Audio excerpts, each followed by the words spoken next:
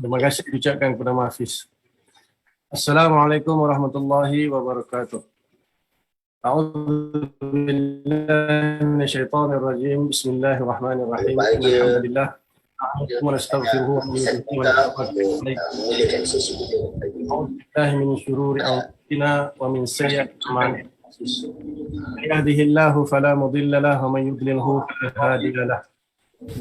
Asyhadu an la ilaha illallah wahdahu la syarika lahu wa asyhadu anna Muhammadan abduhu wa rasuluh.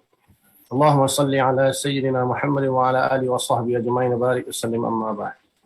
Bismillahirrahmanirrahim. Wal 'asri innal insana lafi khusrin illa alladhina amanu wa 'amilus solihat wa tawassaw bil haqqi wa tawassaw bis sabr. Shadaqallahul 'azim. Wa qala Rasulullah sallallahu alaihi wasallam, "Man yuridillahu bihi khairan yufaqihu fid din. Innama ana qasim wallahu yu'ti." Wa qala sallallahu alaihi wasallam, "Man salaka tariqan yaltamisu fihi 'ilman sahalallahu lahu bihi tariqan ila jannah." Wa qala sallallahu alaihi wasallam. Alhamdulillah, syukur kita kepada Allah Subhanahu wa taala kerana dengan limpah rahmat dan kasih sayang Allah taala kita diberi kesempatan pada pagi ini untuk kita bersama-sama dalam aplikasi Zoom kita untuk kita mulakan suatu sesi muzakarah yang berkaitan dengan akidah Ahlus Sunnah wal Jamaah berpandukan kitab Syarah Al-Irsyad fi Ushul Al-I'tiqad, yang mana matan ataupun kitab asal Al-Irsyad itu adalah karangan Imamul Haramain Al-Juwaini. Masyhurlah Imam Haramain. Siapa bermazhab Asy'ariyah dan Syafi'iyah tak kenal Imam Haramain itu tipu. Dan kemudian kitab itu disyarah oleh Taqiyuddin Al-Muqtarah. Taqiyuddin Al-Muqtarah mensyarahkan kitab tersebutlah. Jadi tujuan kitab ini dipilih oleh rais kita Ustaz Taja Ahmad Mukhlis ialah semata-mata untuk kita tafakuh pada kitab-kitab mutaqaddimin Asy'ariyah. Jadi memang rasanya tak ramai pun pernah baca kitab Irsyad dan tak pernah diajar pun di mana-mana madrasah. Tak tahulah, setakat yang saya tahu di Malaysia ni tak pernah dengar lagi orang mengajar kitab Irsyad, apalagi syarah dia. Sebab panjang sebenarnya saya nak bahas, tapi sahaja macam tetapi ini program khusus, jadi jangan marahlah sebab ini bukan kuliah biasa untuk orang awam. Jadi mungkin pembahasan dia agak mendalam, mungkin panjang pembahasan ni lah. Jadi saya minta maaf lah kalau terpanjang tu. Sebab apa, saya selalu baca pesanan Syekh Syed Qudah. Hari ni Asy'ariyah jadi ke bawah. Mazhab Asy'ariyah ni dianggap, dipandang sebagai mazhab yang rendah. Bukan kerana ada mazhab lain yang tiba-tiba dia naik, meningkat, tidur, tak ada. Masalahnya, Asy'ariyah ni sentiasa di atas. Sentiasa di atas.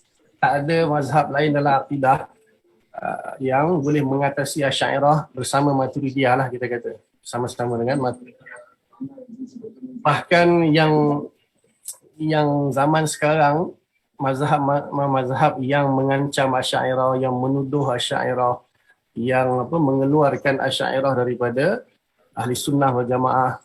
Bahkan setiap tahun wajib ada tesis yang dikeluarkan untuk menghentam Asy'ariyah di Universiti Madinah.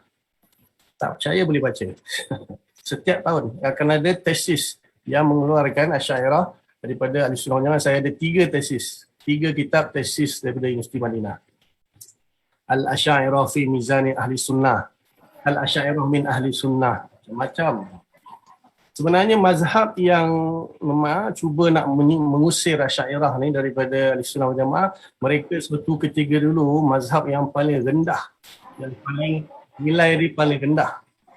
Jadi kata Syekh Syed Qudah, bukanlah mazhab mereka itu naik mengatasi Asy'ariyah, tapi apa yang berlaku, mereka di bawah, kita di atas sepanjang zaman. Tetapi malangnya kita semakin menurun. Nampaklah mereka itu di atas. Bukan mereka meningkat, mereka sama je hujah dia. Semuanya hujah-hujah yang kita kata sufustai lah, hujah-hujah yang safsatah. Jadi sebenarnya ulama-ulama zaman sekarang tidak begitu mengambil berat untuk mengkaji betul-betul hasil ilmu yang telah dihasilkan oleh para ulama Asy'ariyah. Maka di sini tujuan kita supaya kita kaji balik yang mana mazhab Asy'ariyah ni yang mazhab yang terhebat lah kita kata dalam berhujah. Dalam berhujah dari sudut akidah tak lupa jugalah Maturidiyah, sebab sebenarnya pada zaman kita kata zaman Taftazani pun sudah berlaku percampuran di antara dua mazhab, antara Imam Aluddin Iji dengan Taftazani itu mereka telah menggabungkan kedua-duanya lah sebenarnya. Tak ada lagi istilah Maturidiyah lain, Asy'ariyah lain tak. Satu saja iaitu Asy'ariyah dan Maturidiyah, walaupun ada khilaf dalam beberapa masalah, tak banyak. Jadi bila sebut Asy'ariyah maksud masuk sekali lah Maturidiyah lah. Jadi itu diharapkanlah semua para asatizah, para ilmuwan-ilmuwan zaman sekarang ni, jangan kita pandang remeh lah. Disebabkan kita sendiri tak rasa benda tu bernilai. Kita tak rasa mazhab itu hebat. Bahkan mungkin kita tak baca pun kitab-kitab dia, kita tak kaji pun Asy'ariyah daripada awal sampai sekarang ni. Akhirnya bila serangan-serangan ditujukan kepada Asy'ariyah, kita pun goyang. Kita pun tak tahu macam mana nak membela. Padahal mazhab diorang ni yang menyerang Asy'ariyah ni paling rendah dulu. Mazhab Hasyawiyah dia panggil kan. Mazhab yang Hasyawiyah, yang istilah dia kalau kita nak sebut mazhab yang bodoh lah. Yang paling lemah dalam berhujah. Jadi mudah-mudahanlah dengan wujudnya muzakarah-muzakarah seperti ini, ilmu ulama-ulama Asy'ariyah yang terdahulu boleh dihidupkan semula. Bahkan semua ulama-ulama yang bermazhab Asy'ariyah lah, yang akidahnya mengikut manhaj Asy'ariyah, boleh menyedari perkara ni bahawa Asy'ariyah ni bukan mazhab yang biasa-biasa. Bukan mazhab yang biasa-biasa. Dan Syekh Sa'id juga mengatakan bahawa ada kadang-kadang faktor-faktor yang lain yang menyebabkan ulama ahli sunnah sendiri mereka tasamuh dalam bab ni. Mengatakan bahawa ni zaman ni sekarang zaman diorang, kita tak boleh nak atasi diorang. Diorang ada banyak modal, diorang ada mal yang banyak. Jadi kalau kita menentang mereka zaman sekarang, nanti kita akan kehilangan itu dan ini, pangkat dan kedudukan dan sebagainya. So kita tasamulah zaman dia, tak apalah, bagi can lah kat dia orang. Itu antara ulama ahli sunnah sendiri. Mereka tasamuh. Bahkan mengatakan, mereka pun ahli sunnah juga. Mereka pun merujuk kepada Bukhari juga. Kita pun rujuk Bukhari juga. Seperti mana yang dia datang hari itu kan. Dia beritahu dekat Seremban tadi. Jadi itulah dia kelemahan kita hari ini. Ilmu yang diwarisi oleh ulama Asy'ariyah itu kita tak hargai betul-betul. Sebab apa? Kita belajar pun tidak, membaca pun tidak, apalagi nak mengkaji daripada awal sampai akhir. Sebab memang kitab mazhab Asy'ariyah ni bermula daripada Imam Abul Hasan Asy'ari sendiri sampai sekarang, rasanya ribuan kitab. Cuma yang dicetak sekarang ni adalah ratusan kot mungkin. Jadi kita kena bacalah daripada awal. Cuma dia ada perkembangan ni dalam Asy'ariyah ni, ada perkembangan. Inilah perkembangan yang pertama, iaitu bermula dengan Imam Abul Hasan Asy'ari sendiri sampailah zaman Imam Haramain, kitab yang kita akan belajar ni lah. Itu satu fasa Asy'ariyah. Bila Imam Abul Hasan Asy'ari mengasaskan manhaj dia dalam akidah, maka diteruskan oleh ulama-ulama dia lah, yang mana ada beberapa tabaqat Asy'ariyah dipanggil. Kalau tuan-tuan nak tahu tentang Asy'ariyah betul-betul, tuan-tuan kena baca dua kitab. Yang pertama Tabyinul Kazbil Muftari, Imam Ibnu Asakir. Di situ beliau telah menyenaraikan lebih kurang dalam 5 tingkatan. Dalam Tabyinul Kazbil Muftari, Imam Ibnu Asakir, yang mana dia ni lahir 499 dan meninggal 571 Hijriah. Jadi disenaraikan tabaqat yang pertama iaitu anak murid Imam Abdul Hasan Asy'ari ini ada 19 orang. 19 orang. Antaranya Abdul Hasan Al-Bahili yang meninggal tahun 380 Hijriah. Kemudian Imam Abu Abdullah Ibnu Mujahid meninggal 370 Hijriah dan Abu Sahal As-Sa'luki. Itu antara tiga yang masyhur. Kemudian masuk kepada tabaqat yang kedua, Qadi Abu Bakar Al-Baqilani meninggal 403 Hijriah. Kemudian Ustaz Abu Bakar Ibnu Furat meninggal 406 Hijriah dan juga Imam Abu Isa As-Firayini meninggal pada tahun 418 Hijriah. Masuk kepada tabaqat yang ketiga, dia banyak, setiap tabaqat tu Ibnu Asakir tu 19 orang, tabaqat kedua 19 orang, tabaqat ketiga pun 19 orang. Saya baca tiga nama yang masyhur lah. Tabaqat ketiga, Imam Abu Mansur Al-Baghdadi, kitab Al-Farqu Bainal Firaq dengan Usuluddin tu. Kemudian dia meninggal 429 Hijriah. Kemudian Imam Abu Muhammad Al-Juwaini, ini bapa kepada Imam Haramain, meninggal pada tahun 438 Hijriah. Kemudian yang ketiga Imam Abu Bakar Al-Baihaqi lah, muhaddisin yang bermanhaj Asy'ariyah dan Aqidah. Imam Baihaqi meninggal 458 Hijriah. Kemudian tabaqat yang keempat adalah Imam Haramain. Imam Haramain ni dia masuk tabaqat yang keempat. Tabaqat yang keempat ni Ibnu Asakir dia tak sebut banyak, dia sebut 8 orang je. Antaranya Imam Haramain, kemudian Imam Abu Isa Asy-Syirazi 476 Hijriah, Imam Haramain meninggal 478. Kemudian Imam Kushairi meninggal 465. Kemudian Khatib Al-Baghdadi, seorang muhaddisin juga, muhaddisin yang bermanhaj Asy'ariyah. Kemudian juga Imam Abu Muzaffar As-Firayini. Abu Muzaffar As-Firayini yang masyhur kitab dia Tabsirah Fiddin tu tentang firqah-firqah dia. Kemudian masuk tabaqat yang kelima, Imam Ghazali radhiyallahu taala anhu, anak murid kepada Imam Haramain lah. Kemudian Imam Ilqiyah Al-Firasi, anak murid Imam Haramain juga, meninggal 504, Imam Ghazali 505 dan juga Imam Abdul Qasim Al-Ansari 512 meninggal.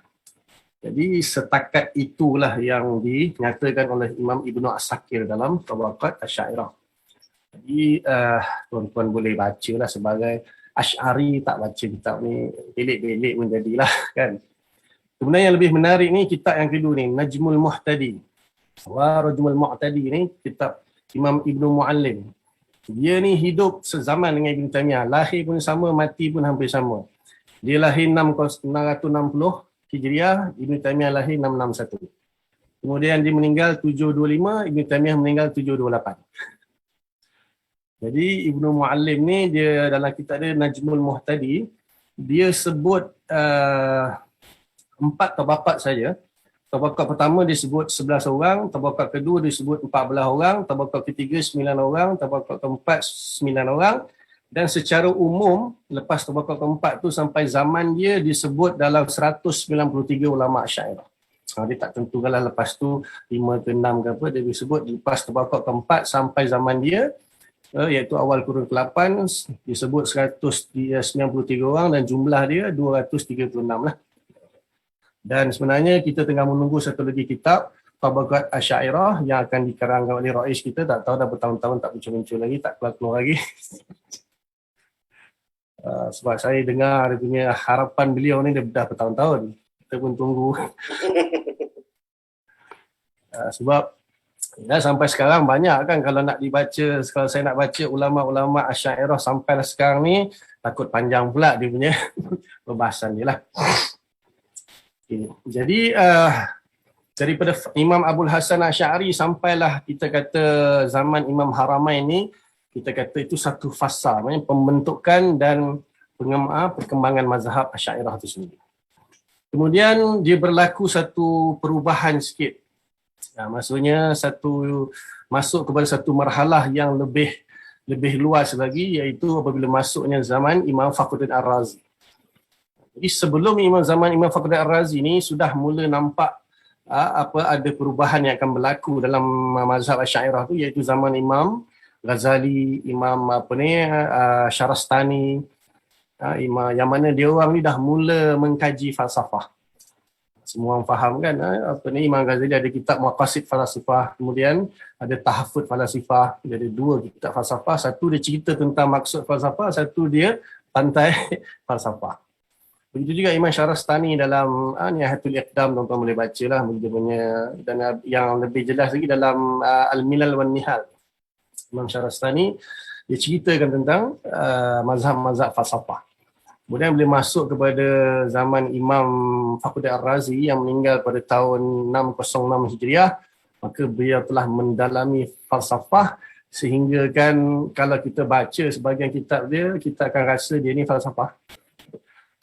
Jadi sebenarnya orang yang tak faham manhaj itulah banyak apabila Wahabi dia menyerang, kata tengok Imam Fakhruddin Ar-Razi ini falsafah. Bahkan Imam Sanusi dalam Syarah Sughra dia pun begitu, jangan baca kitab Imam Fakhruddin Ar-Razi. Macam mana tu Asy'ariyah, rad Asy'ariyah tu.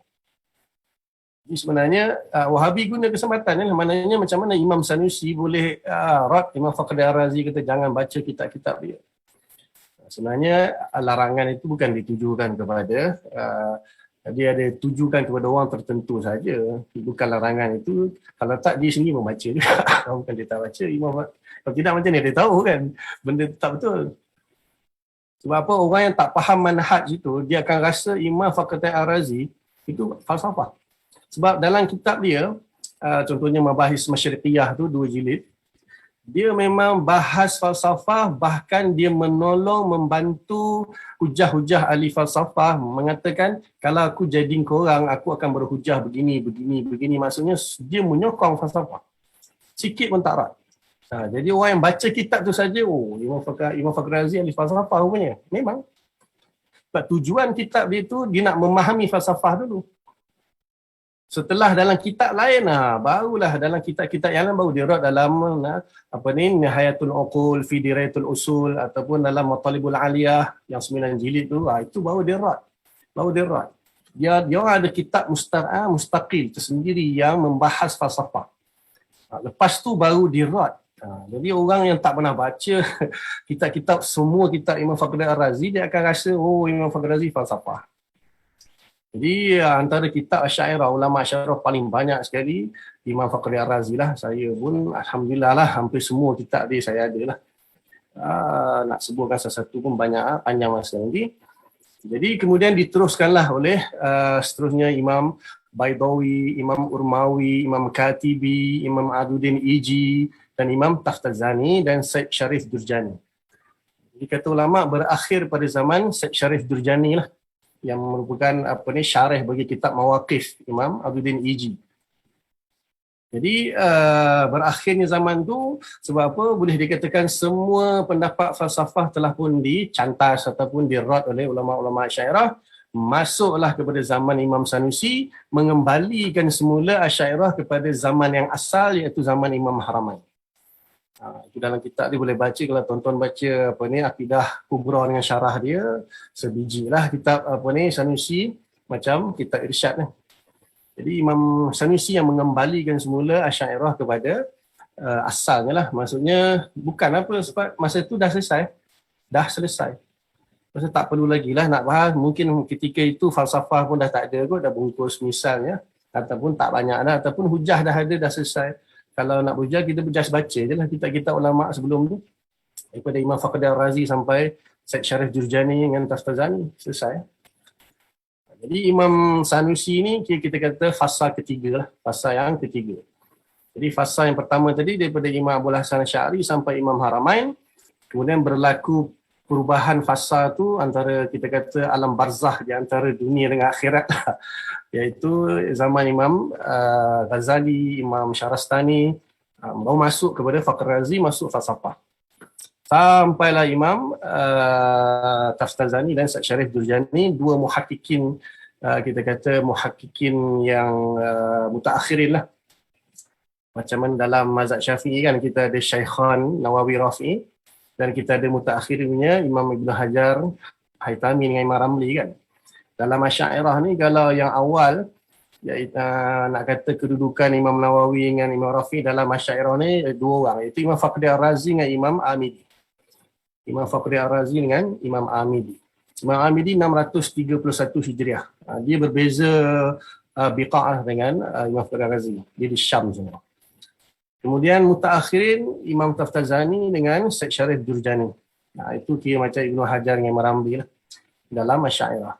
Adapun yang datang kemudian Imam Dusuki, Ibrahim Laqani, Abdul Salam anak dia, kemudian Imam Dusuki, kemudian Imam Syekh Dabbir, Imam Baijuri, Syarqawi, apa semua ni kita kata mutaakhirin yang menggulung lah, kita kata menggulung, merumuskan, mentahzibkan, mentahqiqkan dan sebagainya lah. Itu sedikit sebanyak tentang Asy'ariyah lah yang mana sepatutnya kena tahulah.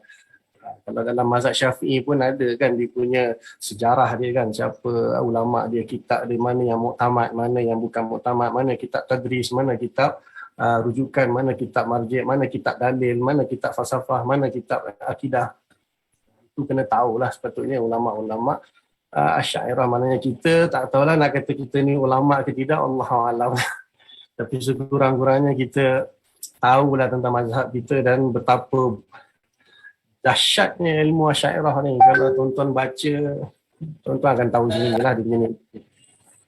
Ya, jadi itu serba sedikit lah tentang apa ni Asy'ariyah, dan saya kembalikan semula kepada moderator. Kalau ada apa-apa nak tanya boleh buat.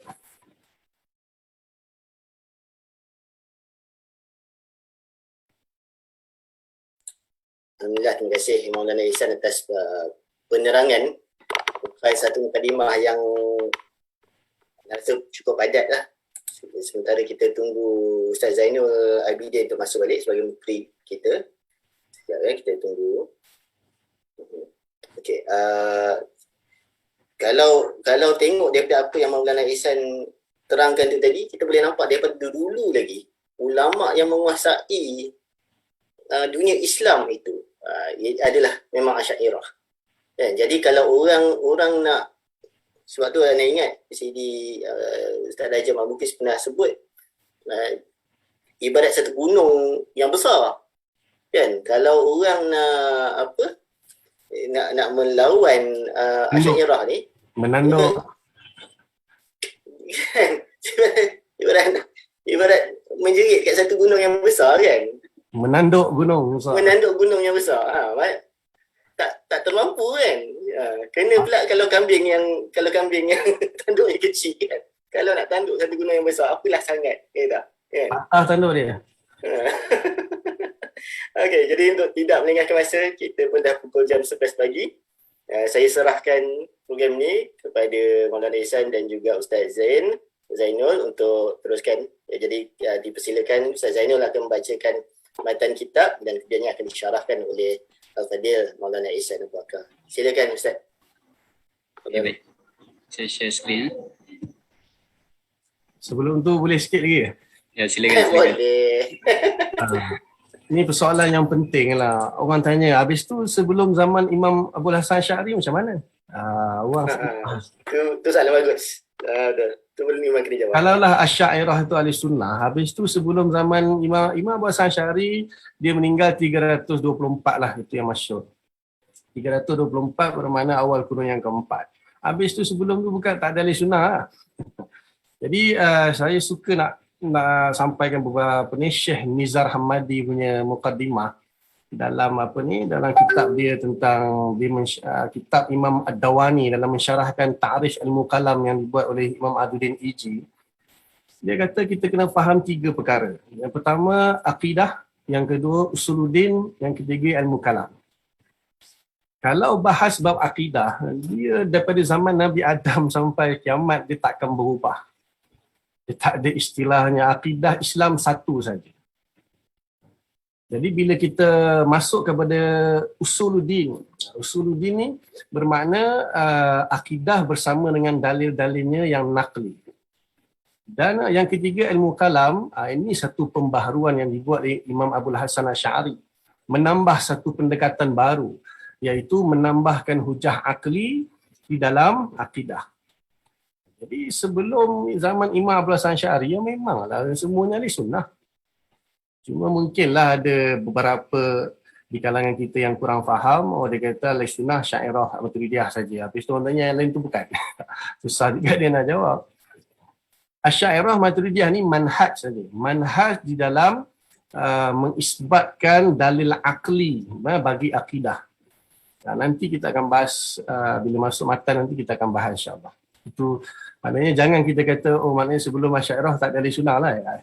Ini mana kita kena tahu beza antara akidah dengan manhaj. Akidah satu benda yang lain, manhaj satu benda yang lain. Teruskan, Ustaz. Okey, baik. Saya baca. Bismillahirrahmanirrahim. Allahul musta'an bih. Bismillahirrahmanirrahim. Allahul musta'an bih. Sallallahu ala sayyidina wa maulana Muhammadin wa ala alihi wa sahbihi wa sallam katsiran. قال الشيخ الإمام فخر الإسلام حجة الأنام سيف الهدى تقي الأمة سالك طريق المحققين المبطل الشبه العارفين العالم العلامة تقي الدين أبو العز مظفر الشافعي مذهبا ابن عبد الله الأزدي المعروف بالمقترح رحمه الله ونفع به آمين. الحمد لله المبدئ المعيد الفعال لما يريد هادي من يشاء من العبيد إلى سبيل التحميد والتمجيد وشارح صدور المؤمنين إلى الإيمان به منزها عن التشبيه والتحديد وأشهد أن لا إله إلا الله وحده لا شريك له شهادة من أخلص في التوحيد وأشهد أن سيدنا محمدا عبده ورسوله المبعوث إلى الثقلين بالكتاب العزيز الذي لا يأتيه الباطل بين يديه ولا من خلفه تنزيل من حكيم حميد صلى الله عليه وعلى آله صلاة دائمة بنعمة التخليد. وبعد فقد كان بعض الأئمة الصدور ببلدنا كتب إلي مكتوبا يرغب فيه إلي أن أحرر تصنيفا على الكتاب الموسوم بالإرشاد في أصول الاعتقاد لإمام الحرمين رضي الله عنه، فصرفني عن إجابته حين سؤاله المقادير، فأبديت له في جواب مكتوبه ما توجه لي من المعاذير، وأشغلني وألهاني عن بلوغ الأمنية في التفسير ما علمه اللطيف الخبير. ثم ورد علي مكتوب من بعض الأصحاب من اليمن يطلب مثل طلبته ويرغب في مثل بغيته، فتحرك لذلك عزمي بعد أن اشتغل بتأليف كتاب بسيط مهم. ثم تواردت أسئلة الطلاب فشرعت في إجابتهم وإن تحقق النفع العام في الإسعاف بمرغوبهم. فلما رأيت تحرك الدواعي إلى هذه الجهة من أشياعي وخشيت من العدول عنه إلى ما عليه عزمت والاشتغال بما قصدت وأردت ألا ينفع الله بما توجهت إليه شهوتي وأن أصرف دون إرادتي، فآثرت إرادتهم على إرادتي وقدمت رغبتكم على تحقيق بلوغ أمنيتي، والله أسأل أن يعم به النفع ويعين على بلوغ الغرض فيه إنه قريب مجيب. وقد سلكت فيه طريقا متضمنا تفسير معانيه وتحرير أدلته والكلام على نكته وتصحيح قسمته، ولم أسلك مسالك من سبقني بشرحه في الخروج عنه إلى تأليف كتاب غيره والإسهاب والتفريع في مسائل غير مسائله. وإن ذكرت مسألة غير ما ذكر فيه فهو لأن ما فيه ينبني عليها ويرجع إليها ويتوقف استقلال أدلته على تحقيقها. وأجدد الرغبة لربي أن يعين على بلوغ الأمنية فيه وأن يعم به نفع طالبيه بمنه وكرمه. Sambung? Ya. Okey. Bismillahirrahmanirrahim. Jadi apa yang dibaca tadi mukadimah daripada Imam Taqiyuddin Al-Mukhtarah. Beliau ni dia lah meninggal pada tahun 612. Jadi kalau kita tengok maka dia sezaman lah dengan Imam Fakhr Ar-Razi, Imam Amidi. Ya, cuma dia di dalam mensyarahkan kitab Irsyad ni, jadi dia masih lagi berpegang lah dengan manhaj Imam Haramain lah. Dan di sini dia jelaskan maknanya dia hanya mensyarahkan apa yang ditulis oleh Imam Haramain. So kita kata kitab ni memang kitab syarah.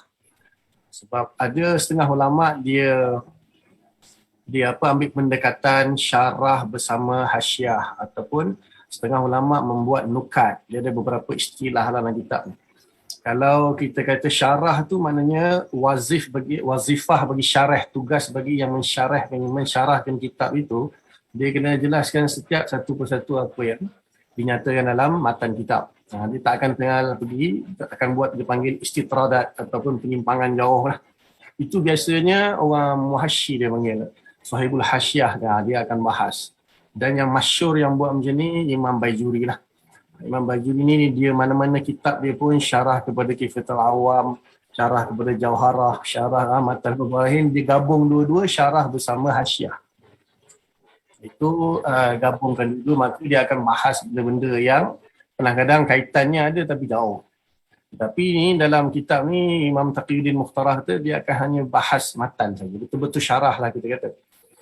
Dan satu lagi istilahnya nukat itu ialah nukat ni dia hanya ambil poin-poin tertentu untuk disyarahkan, dia tak syarah semua. Itu biasa dipanggil nukat. Jadi kesimpulannya dia kata sebenarnya ada permintaan yang banyak lah daripada kawan-kawan dia penuntut ilmu berkali-kali pula tu. Jadi akhirnya dia pun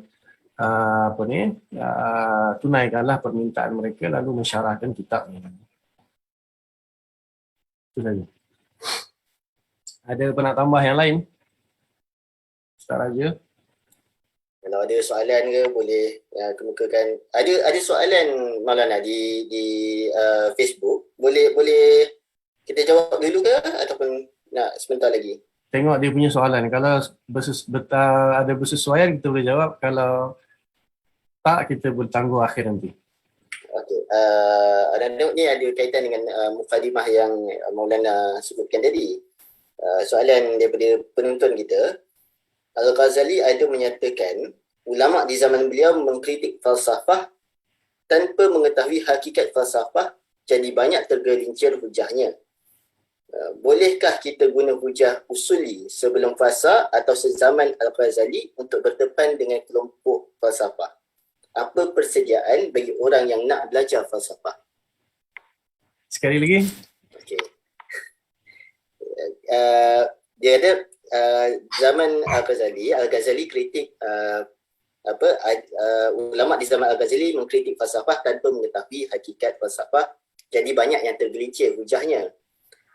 Jadi bolehkah kita guna hujah usuli sebelum fasa atau sezaman Al-Ghazali untuk berdepan dengan kelompok falsafah? Apa persediaan bagi orang yang nak belajar falsafah? Falsafah ni dia untuk orang-orang yang khusus saja. Di kalangan ulama sendiri pun bukan semua ulama dia mutakhassis dalam bab falsafah.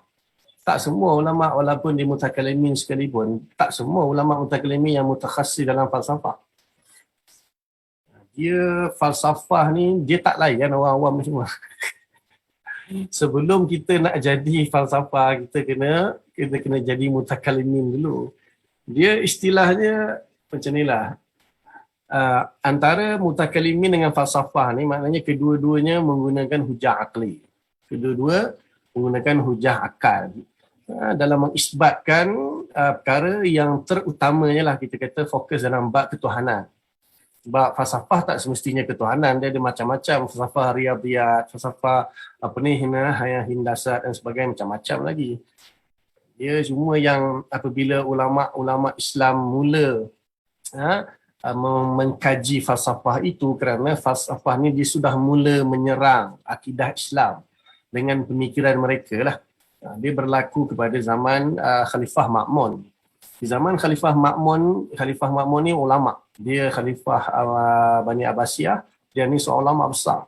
Dia yang memerintahkan ulama kepada ketika itu untuk mengkaji kitab-kitab falsafah dan memahami falsafah.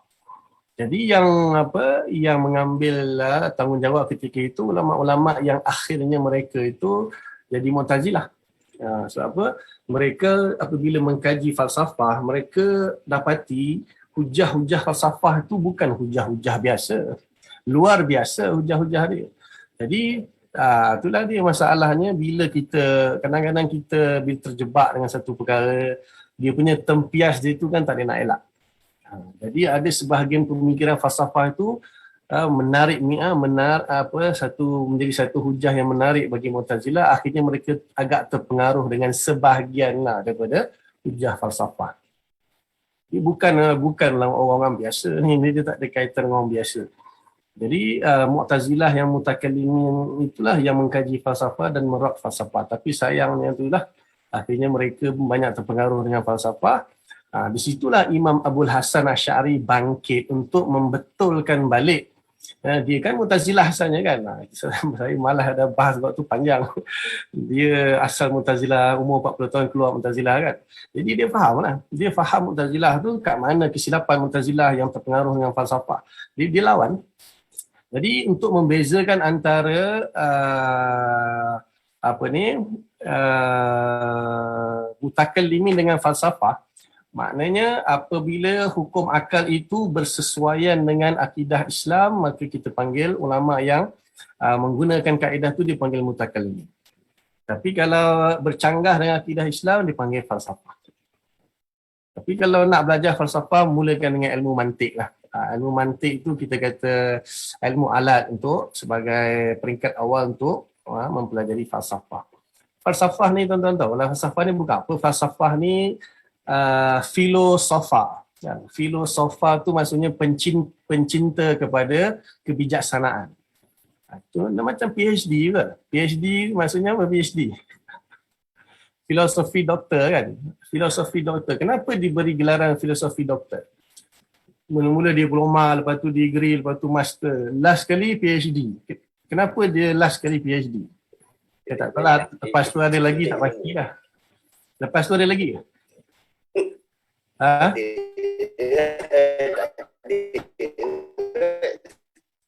Kenapa itu satu kebijaksanaan yang maksimum lah kita kata. Bila dia dah sampai PhD tu satu kebijaksanaan yang maksimum. Cuma dalam bidang dia lah. PhD dalam bidang dia lah. Bukan bermakna dia PhD dalam bidang ni tulis semua bidang dia pakar, tak. Jadi falsafah tu hanya satu uslub, satu istilah untuk orang yang capai satu tahap kebijaksanaan. Zaman sekarang ni kan diukur dengan PhD itu ada. Jadi adapun ilmu falsafah itu ataupun hasil-hasil pemikiran falsafah, ahli falsafah itu lain. Itulah lain.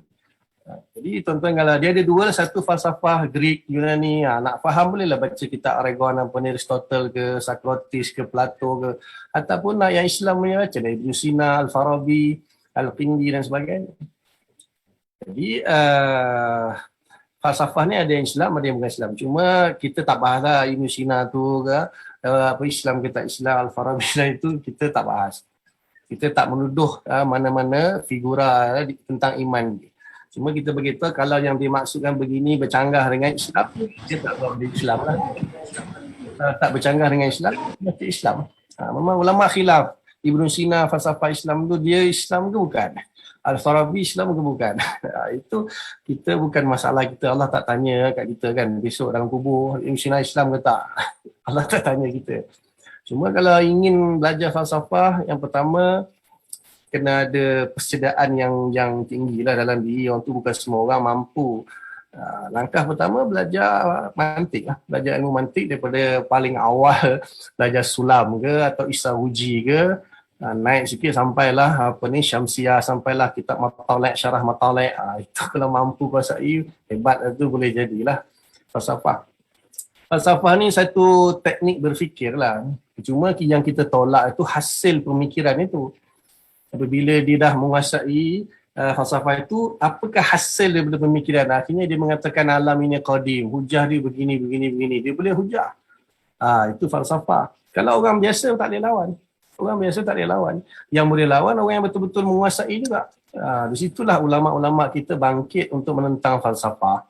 Sebab apa? Ahli falsafah ni dia sedikit sebanyak sudah mempengaruhi umat-umat Islam yang lain, bahkan ulama-ulama Islam. Sebab itulah bangkit Imam Fakhr Razi mensyarahkan kitab Isyarat Imam Ibn Sina Dirrad, supaya apa pemikiran yang didatangkan oleh falsafah tu boleh dipatahkan dengan falsafah juga ataupun ilmu kalam lah kita panggil.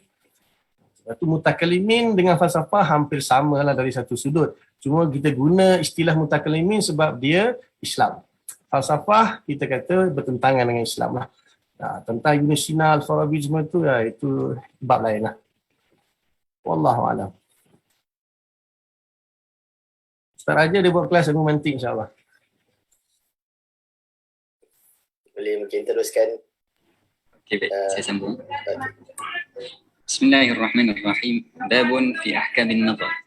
Qala al-imam rahimahullah ta'ala أول ما يجب على العاقل البالغ باستكمال سن البلوغ والحلم شرعا القصد إلى النظر الصحيح المفضي إلى العلم بحدوث العالم إلى آخره. قلت تضمن كلامه هذا ثلاث جمل: جملة في أول واجب، وجملة في حقيقة النظر، وجملة في قسمته. أما الجملة الأولى فللناظر فيها ثلاثة مباحث.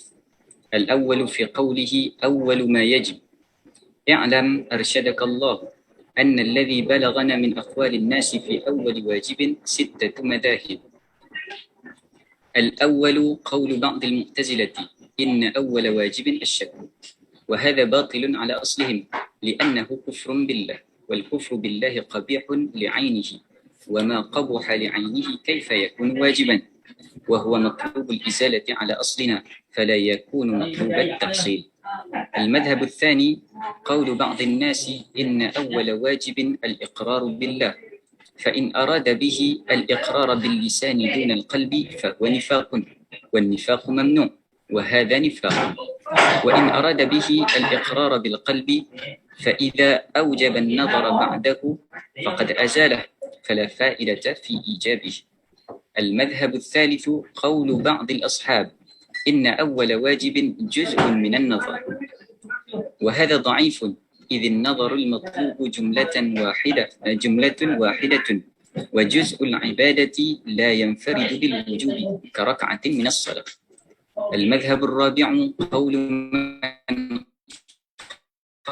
قال أن المعرفة. المذهب السادس ما ذكره صاحب الكتاب أنه القصد إلى النظر الصحيح. فأما قول من قال إن أول واجب النظر فقدمه على المعرفة لتقدمه على المعرفة وجودا،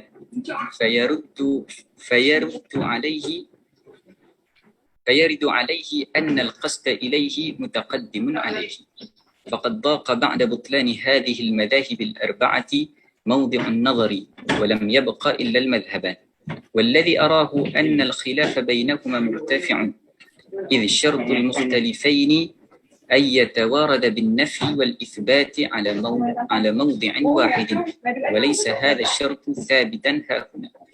وبيانه أن لفظ الأولية مشترك بين أمرين: أحدهما أولية الوجوب بمعنى أول ما يتعلق به الخطاب، والثاني أولية الاشتغال والأداء.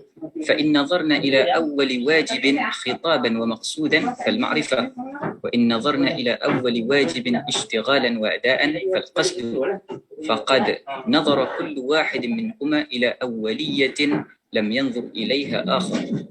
وأما قول من قال إن المعرفة ضرورية لا يكلف بها فلا نعتقد خلافا بينه وبين من قال إن القصد أول واجب، إلا أن ينزل النظر منزلة المعرفة مع القصد، والله أعلم.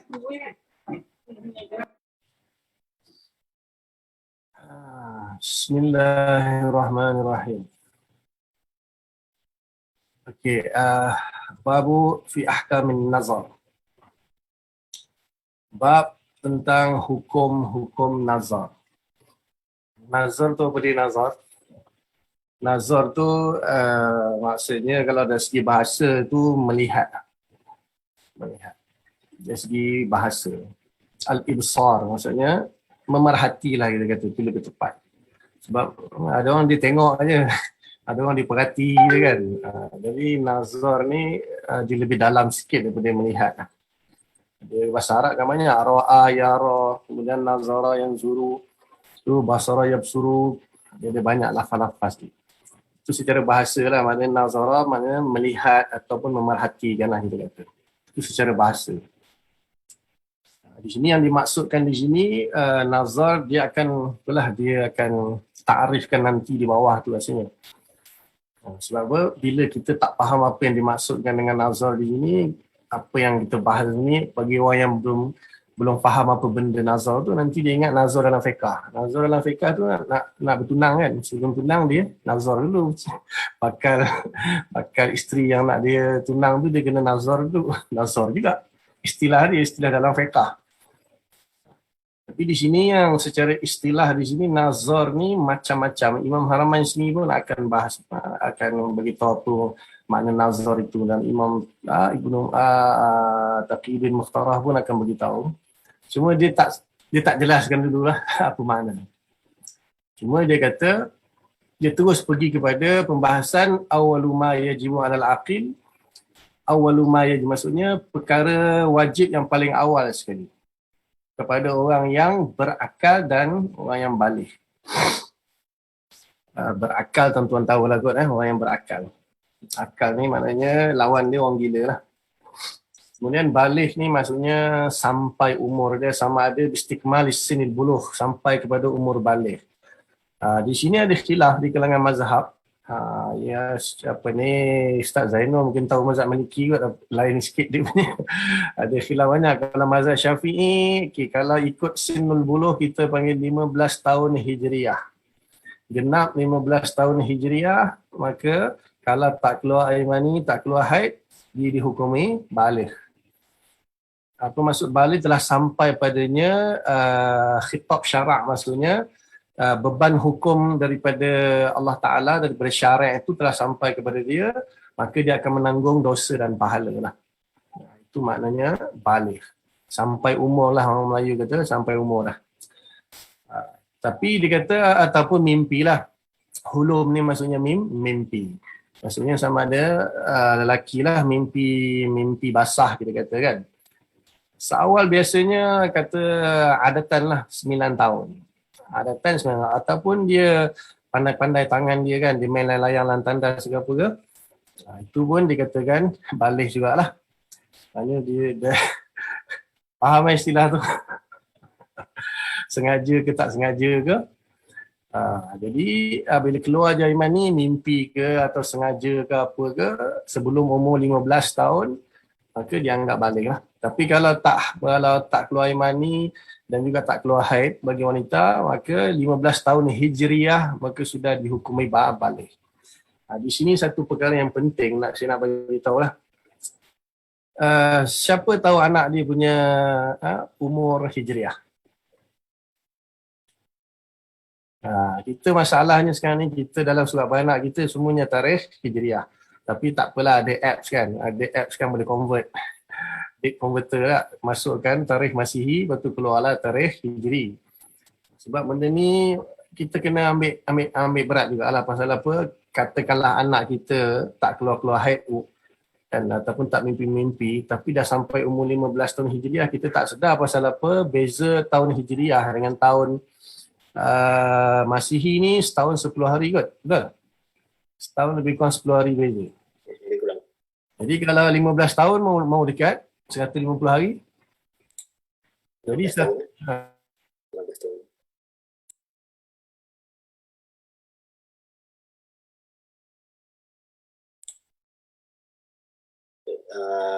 Ada masalah mungkin pakai pada Masihi. lain. Ya. Okay.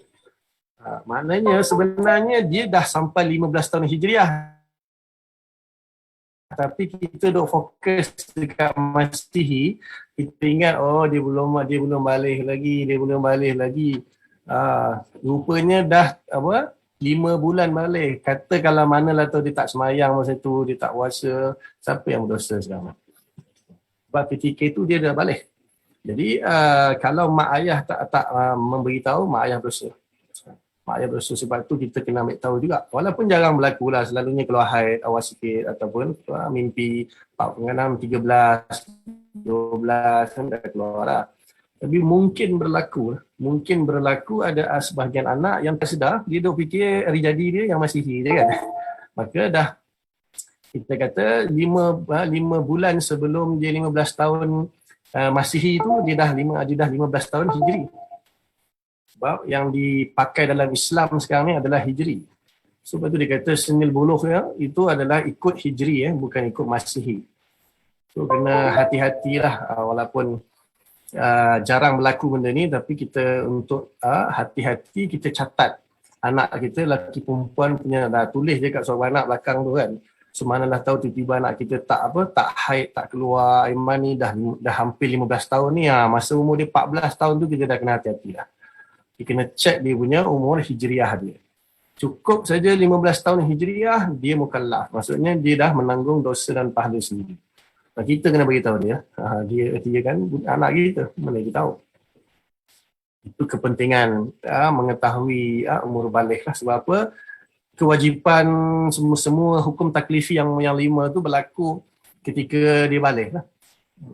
Tapi mazhab-mazhab lain macam-macam lah. Ada yang kata tumbuh bulu ketiak lah, tumbuh bulu kemaluan lah, itulah ini saya tak tahu.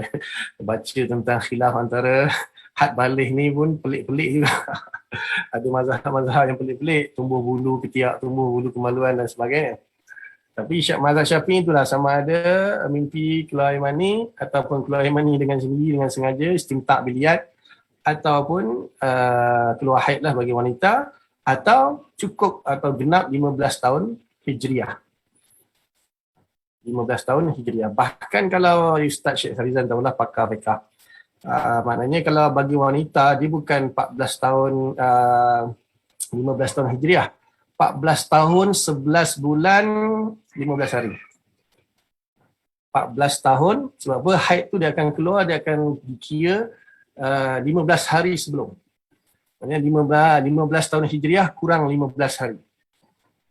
Katalah keluar pada umur dia 14 tahun hijriah, 11 bulan, 16 hari. Masa tu keluar darah. Masa tu dah dikira. Itu pembahasan fiqh lah. Itu tentang mazhab Syafi'i, tentang umur baligh lah.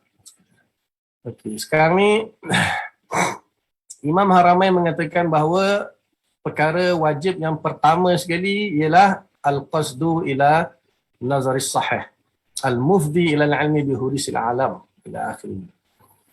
Okey.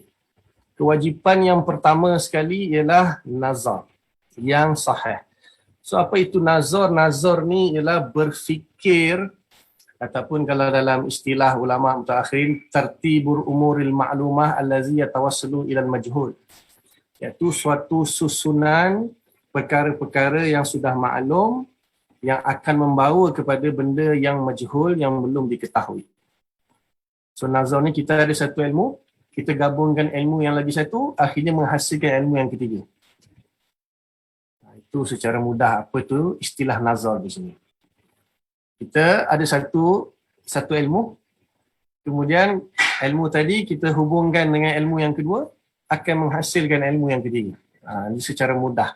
Atau dalam istilah mantiki dia panggil muqaddimah sughra, kemudian muqaddimah kubra, kemudian datangnya natijah. Ataupun qadiyah awal, qadiyah sani, betul pergi qadiyah thalis. Itu semua istilah-istilah dalam ilmu mantik lah. Itu nazar. Maksudnya kita berfikir.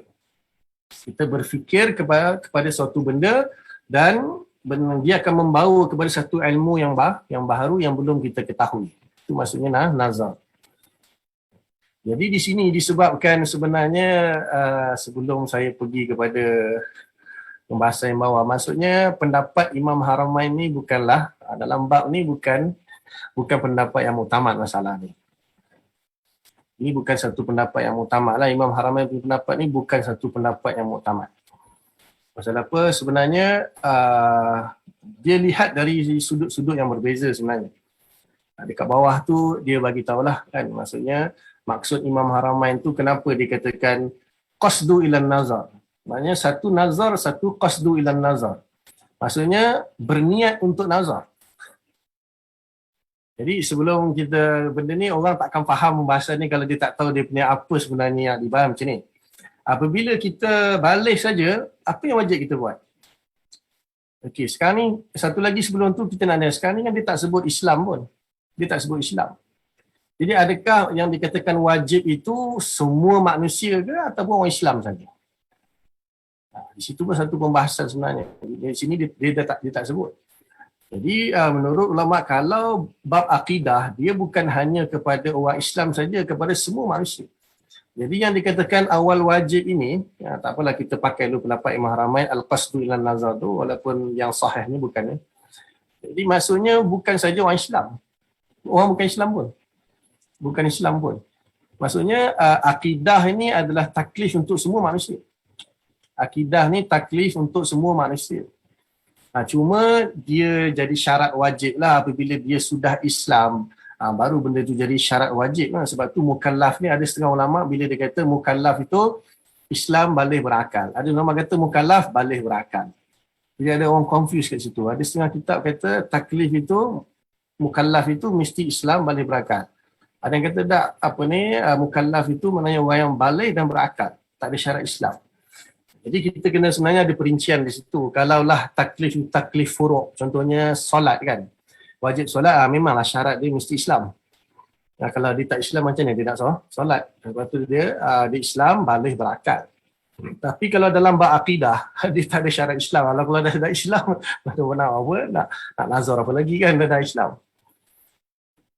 Maka di sini ada beberapa situasi lah. Maknanya adakah dia ni sekarang ni dia lahir daripada keluarga Islam.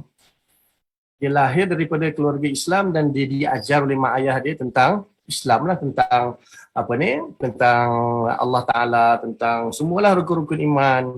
Jadi ketika dia mencapai saja usia baligh itu, apakah dia sudah tertunai kewajipan dia dalam bab tu ataupun belum? Dia ada banyak situasi yang perlu kita tengok sebab apa? Dia punya ibarat sekarang ni umum. Dia berbeza tu mengikut orang. Orang contohnya anak orang kafir. Kalau kita tujukan taklif ini kepada semua manusia, maknanya tak kira anak orang kafir ke siapa ke, bila dia balik saja maksudnya wajib dia nazar ataupun kata Imam Haramain qasad ila nazar. Tapi kalau anak orang Islam misalnya, anak orang Islam yang sudah diajar kan, bertadika diajar, dia semua dia tahu. Jadi adakah sudah tertunai, dikatakan apabila sudah memiliki makrifat itu, tasdik itu, iman itu, maknanya dia sudah terlepas daripada tanggungjawab. Maka di sini dia punya pembahasan agak terlalu umum sampai kita tak boleh nak tetapkan yang mana satu yang dimaksudkan di sini. Sebab apa sebenarnya pendapat yang paling muktamad, walaupun disebut bawah tu disebut ada 6 pendapat, tetapi sebenarnya Imam Bajuri dalam Jauharah sebut ada 12 pendapat. Ada 12 pendapat tentang apa? Tentang awal wajib ni ada 12 pendapat. Di sini disebut 6 lah. Jadi sebenarnya macam ni. Semua orang sepakat bahawa kita wajib beriman kepada Allah Subhanahu Wa Taala. Jadi dua, satu makrifat, satu beriman. Jadi saya rasa semua orang tahulah kita wajib beriman kepada Allah ataupun beriman kepada rukun iman yang 6 kan. So maknanya perkara yang paling awal yang wajib itu apa dia? Jadi kata ulama, ya tuntutan dari segi syarak itu adalah beriman. Kita dituntut untuk beriman. So beriman itu apa? Beriman itu tasdik bil qalbi. Tapi kita tak akan boleh tasdik sesuatu benda kalau kita belum ada makrifat. Macam mana kita nak tasdikkan sesuatu benda yang kita tak tahu? Kau beriman kepada Allah? Ya, beriman. Allah tu apa? Tak tahu. Tak boleh. Dia tak boleh tasdik benda yang kita tak tahu. Makrifat tu ilmu lah. Ada bahaskan beza antara ilmu makrifat tu kemudian kita bahas. Jadi dia punya tuntutan yang sebenar daripada syariat kita adalah kita kena beriman. So apa makna beriman? Tasdik bil qalbi. So tasdik bil qalbi itu apa yang kita tasdikkan? Apa yang kita tasdikkan tu ialah makrifat. Makrifat kita terhadap perkara-perkara yang dibawa oleh Nabi sallallahu alaihi wasallam, bima jaa bihin Nabi sallallahu alaihi wasallam mimma ulima minad din bid darurah.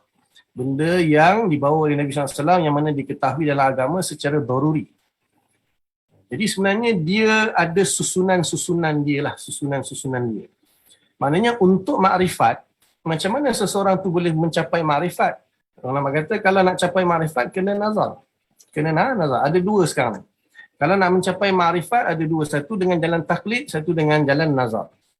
Kalau dengan jalan taklid dia tak panggil makrifat sebab definisi makrifat itu ialah idrakul jazmi al-mutabiq lil waqi' an dalil, iaitu idrak yang jazm yang mutabiq lil waqi', maksudnya bersesuaian dengan realiti, an dalil, dengan dalil. Tapi kalau taklid, maksudnya mak ayah dia katakan Allah tu Tuhan kita, tiada Tuhan selain Allah, itu taklid namanya. So taklid pun boleh juga, maknanya tasdik atas benda yang ditaklid pun boleh. Ataupun dia tasdik apa yang dia makrifat, maksudnya dia tahu dengan dalil-dalil dia sekali. Dan jalan yang untuk membawa kepada makrifat ni adalah nazar. Nazar ni sebagai satu wasilah, perantara untuk mencapai makrifat. Dan nazar ini mesti kena ada niat. Itu yang Imam Haramain kata paling awal adalah qasdu ilan nazar, niat untuk nazar. Jadi apa yang kita lihat di sini maknanya Imam Haramain menunjukkan kepada apa yang waqi' lah, kita kata. Apa yang waqi'. Paling mudah untuk kita bagi contoh di sini ialah apabila seseorang itu dia baru masuk Islam lah. Bila dia baru nak masuk Islam. Ni yang jadi isu besar. Apabila satu orang kafir umur 40 tahun, dia nak masuk Islam. So, apakah kewajipan dia yang pertama sekali? Kita tahu kalau orang itu nak masuk Islam, orang tu kalau nak masuk Islam dia kena syahadah, kan, betul? Okey. Apa yang disyahadahkan tu ialah aku bersaksi bahawa tidak ada Tuhan yang layak disembah melainkan Allah. Okey, sekarang ni bila dia bersyahadah bahawa tidak ada Tuhan selain Allah dan juga Muhammad itu Rasulullah, dia tahu tak tahu Allah tu apa dia? Maksudnya dia kalau tak ada ma'rifatullah, macam mana? Dia syahadah atas, saya kata taklid lah. Dia syahadah, maknanya kena percaya kepada Allah. Allah tu apa? Jadi maknanya adakah seorang itu setelah dia syahadah baru kita ajar dia nazar supaya capai makrifat, lepas tu syahadah balik, tasdik balik? Atau macam mana? Itu memang pembahasan ni dia khilaf banyak sebenarnya. Sebab situasi berbeza, anak orang Islam tak sama, orang kafir tak sama. Lepas tu ataupun orang yang dah umur 40 tahun baru nak masuk Islam. Jadi kalau kita qasdul nazar, jadi kalau ada katalah kawan kita orang kafir kan, aku nak masuk Islam wajib kau kena qasdu ilan nazar. Macam mana kita nak kata wajib ke atas orang qasdu dia belum Islam lagi, dia baru nak masuk Islam. Bila dia belum masuk Islam maka dia belum ada kewajipan. Kalau kita kata kewajipan tersebut adalah kewajipan dalam Islam. Tapi kalau kita kata kewajipan itu kewajipan untuk seluruh manusia, bukan Islam saja, maknanya bukan ketika umur 40 tu dia wajib, ketika dia balik saja sebenarnya dia dah wajib. Ketika dia mula balik dia dah wajib. Sepatutnya orang tak akan buat selepas balik lah, orang akan buat sebelum balik lagi. Sebab tu kita dah ajar akidah kepada anak kita, supaya bila dah sampai je balik, benda tu dah ada lah. Makrifat dah ada, tasdik dah ada. Lepas tu syahadah pun, di sini kalau permasalahan tentang syahadah, itu lainlah pembahasan perlu ke tak perlu syahadah, itu ada pembahasan tersendiri. Mazhab Syafi'i tak perlu. Kalau mazhab Maliki perlu, semua hidup sekali. Sebab apa kita mazhab Syafi'i dalam semayang ada syahadah kan, wajib saya 5 kali. Jadi dia punya isu dia seputar itulah sekarang ni, apakah perkara yang paling awal, yang paling wajib. Cuma dia tak bagi tahu di sini situasi orang itu. Situasi orang tu dah balik, belum balik, Islam, bukan Islam, anak orang Islam, orang kafir ke semuanya. Dia bagi umum. Dia kata yang paling wajib, paling awal sekali ialah qasdu ilan nazar, berniat untuk nazar. So susunan ni saya ulang balik lah. Mula dia niat untuk nazar. Okey, lepas dah niat nazar, lepas tu dia pun nazar. Nazar ni proses lah, proses berfikir untuk mendapatkan ma'rifatullah. Nak dapatkan ma'rifatullah. Kemudian lepas dah dapat ma'rifatullah baru tasdik. Tasdik bil qalbi, apa yang dima'rifatkan itu baru ditasdik. Lepas dia tasdik, maka baru dia syahadah. Syahadah itu al-iqrar wal-i'tiraf bil lisan. Apa yang mutabik dengan tasdik di dalam hati tadi. Sebab orang munafik pun dia syahadah juga tapi tak mutabik dengan hati dia. Maka itulah keadaan yang sebenarnya, maknanya sepatutnya seseorang itu dia kena tahu dulu. Maknanya sebenarnya awal-awal yang paling wajib, yang muktamad lah menurut pendapat Imam Abdul Hasan Asy'ari dan jumhur ulama Syiah, awalul wajib tu makrifat, itu jelas. Cuma Imam Haramain kata qasdu ilan nazar, dan ada pendapat lain kata nazar kan disebutkan, ada 6 pendapat di sini. itu dilihat dari sudut lain. Maknanya kalau orang tu nak makrifat, dia kena nazar dulu. Kalau nak nazar dulu, dia kena ada juz'un minan nazar. Kalau dia kena niat dulu. Niat kalau tak niat, macam mana nak nazar? Maknanya dia sebenarnya melihat kepada perincian lah. Melihat kepada perincian. Yang kesimpulannya ialah benda yang paling wajib ialah makrifat. Tapi makrifat sahaja tak cukup lah. Sebab apa? Makrifat tanpa tasdik tak boleh. Pasal apa orang kafir kan? Ya'rifunahu kama ya'rifuna abna'ahum. Mereka mengetahui tentang Nabi Muhammad seperti mana mereka mengetahui tentang anak-anak mereka sendiri. Maka makrifat sahaja tak cukup. Selepas makrifat kena tasdik. Ataupun sebab tu ada khilaf lagi sebenarnya antara makrifat dengan iman sama ke tidak. Jadi yang rajihnya tak samalah. Maksudnya makrifat itu orang-orang Yahudi pun makrifat juga terhadap Nabi tapi mereka tak tasdik. Mereka hanya makrifat tapi tak tasdik. Jadi yang dituntut itu beriman, tasdik. Jadi faham pembahasan dia. Apa sebenarnya yang nak dibahaskan di sini. Dan ini pembahasan yang ditolak oleh Wahabi. Dia kata pening-pening kepala ni, aku pun tak faham apa benda yang bahas ni. Setakat tu nampak dia punya apa sebenarnya yang nak dibahaskan di sini. Kalau saya nukilkan daripada Imam Bajuri lah. Imam Bajuri dalam Jauharah disebut ada 12 pendapat sebenarnya. Baca sikit daripada syarah Jauharah Imam Bajuri. Dia kata awalul wajibah isna asyara qawlan. Ada 12 pendapat. Maqalahu al-Asy'ari Imam Hazalfan annahul ma'rifat. Imam Asy'ari punya pendapat awal wajib ma'rifat. Yang kedua, maqalahu Ustaz Abu Isa As-Firayini iaitu annahu nazar al-muwassil lil ma'rifah. Abu Isa As-Firayini kata awal wajib ialah nazar yang membawa kepada ma'rifat. Kemudian disandarkan pendapat ini juga kepada Imam Asy'ari katanya. Yang ketiga, pendapat Imam Abu Bakar Qadi Abu Bakar Al-Baqilani annahu awalun nazar hiya muqaddimah ula minhu. Qadi Abu Bakar Al-Baqilani kata yang wajib adalah muqaddimah ula daripada nazar. Juz'un minan nazar lah kita. Juz'un awal minan nazar. Bahagian awal daripada nazar. Kemudian pendapat yang keempat Imam Haraman iaitu al-qasdu ilan nazar. Ni dia Imam Haraman yang pendapat iaitu berniat untuk nazar. Iaitu tafrighul qalbi anis syaghawil, iaitu mengosongkan hati daripada kesibukan untuk fokus kepada nazar. Kemudian wa uziya lil qadi aidan, disandarkan kepada Qadi Abu Bakar Baqilani juga pendapat. Yang kelima sebagai ulama kata taklid. Yang keenam mengucapkan 2 kalimah syahadah. Yang ketujuh syak. Wajib syak dulu. Tetapi pendapat ni pendapat Mu'tazilah.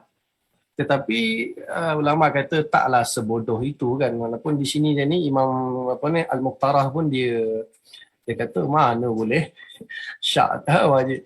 Tak, maksudnya bukanlah Mu'tazilah tu bodoh sangat. Takkanlah mereka hebat mutakalimin. Maksudnya bukan suruh kita syak. Suruh kita tardidul fikr. Alam ni siapa cipta? Jadi sendiri ke atau dia cipta? Jadi itu maksud dia syak. Maksudnya bukan kita suruh kita timbulkan keraguan dalam keimanan kita, tak. Maksudnya kalau kita nak nazar, kalau kita dah ada jawapan, tak guna nazar. Bila kita dah tahu kan benda itu dah pasti, nak nazar apa lagi. Maksudnya di sini orang kita pada peringkat orang yang dia tak tahu apa-apa. Tiba-tiba ada orang datang kepada dia, kata tak, alam ini ada Tuhan tau yang menciptakan. Dia pun tak, ada Tuhan ciptakan. Kat situ tardid dia, syak dia. Aku ingatkan alam ni jadi sendiri. Tak, ada cipta, dia jadi mula. Kat situ baru kita masukkan hujah-hujah yang menunjukkan alam ni ada penciptanya. Itu maksud syak di situ, bukan suruh kita elok-elok iman ada, kita kena syak dulu. Bukan maksud itu. Kemudian pendapat yang yang ke-9 iaitu Islam. Kemudian pendapat yang ke-10 i'tiqad wajibnya nazar. Pendapat yang ke-11 annahu wazifatul waqti kas-solah daqa waqtuha fataqaddama. Kalau ada kewajipan-kewajipan yang lain seperti solat, dia kena solat dulu. Dan yang ke-12 ma'rifah ataupun taklid. Salah satu daripada dua. Pilih antara salah satu. Jadi Imam Bajuri di sini dalam Tuhfah dia bagi kesimpulan wal asah, pendapat yang asah, anna awwala wajibin maqsidan al ma'rifah. Perkara yang paling asah yang awal-awal wajib sebagai maksud adalah ma'rifat awit taklid ataupun sebagai maksud perkara yang wajib sebagai maksud adalah ma'rifat, kemudian wasilah adalah nazar, itu wasilah yang dekat, dan wasilah yang jauh ialah al-qasdu ila nazar. Maka kita tatbikkanlah semua pendapat sekali.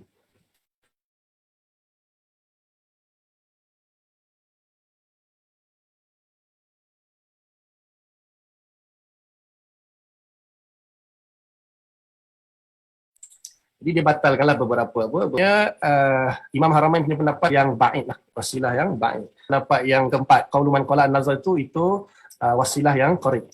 Yang ketiga tu pendapat yang mu'tamad, yang kelima tu mazhabul khamis, qaulu man qala al-ma'rifah, itulah yang mu'tamad, itulah maksud dia. Sebab maksud dia adalah ma'rifat. Cuma itulah dia ada pembahasan yang saya sebutkan tadi antara ma'rifat dengan tasdik ataupun ma'rifat dengan beriman. Sebab adakah bila orang tu dia ma'rifat sudah dikatakan beriman? Belum. Pendapat yang rajih kata tak. Kalau dia hanya ma'rifat, dia belum tasdik, maksudnya ma'rifat yang diiringi dengan iz'an wal inqiyad, tunduk dan patuh, dan ditasdik bil qalbi, baru kata beriman. Sebab ayat Quran tadilah, ya'rifunahu kama ya'rifuna abna'ahum. Mereka orang Yahudi ni kenal Nabi seperti ada makrifat terhadap Nabi seperti mana mereka makrifat anak-anak mereka. Tapi mereka tak beriman, maka kita kata tak sampai lagi maksud. Cuma disebabkan tasdik itu perlu kepada makrifat, maka kena makrifat dulu. Takkan orang tu dia tasdik benda yang dia tak tahu. Dia tasdik benda yang dia tak tahu, itu mustahil lah satu orang tu dia tasdik benda yang dia tak tahu. Betul. Apa benda betul? Entah. Betul ke? Betul. Apa dia? Entah. Dia mesti bila dia tasdikkan sesuatu, musaddaq bih, mesti ada benda musaddaq bih tu. Takkan tasdik bi ghairi musaddaq bih, mustahil tu. Jadi itu isulah yang dibahas dalam Asy'ariyah yang memenangkan Wahabi. Wallahu alam. Ada yang nak tambah sahaja ataupun soalan-soalan? Silakan kepada para asatizah. Kita ramai hari ini. Kita ada Ustaz Imam, Ustaz Rahman Bajuddin daripada Sabah. Kita ada PU Faiz, Ustaz Raja Ahmad Muklis. Ramai ni sebenarnya asatizah dalam ni. Boleh sila. Dr. Syed Syalizan pun ada. Silakan kalau ada nak berkongsi, ada soalan untuk nak berkongsi. Ramai dia lalukan. Kalau saya boleh tambah sikit. Silakan. Okey. Menarik apa yang disebut oleh Maulana tadi berkenaan dengan syak tersebut, kan? Kalau kita tengok ada yang tambah-tambah ni banyak ni, ulama-ulama akidah hebat tak saja.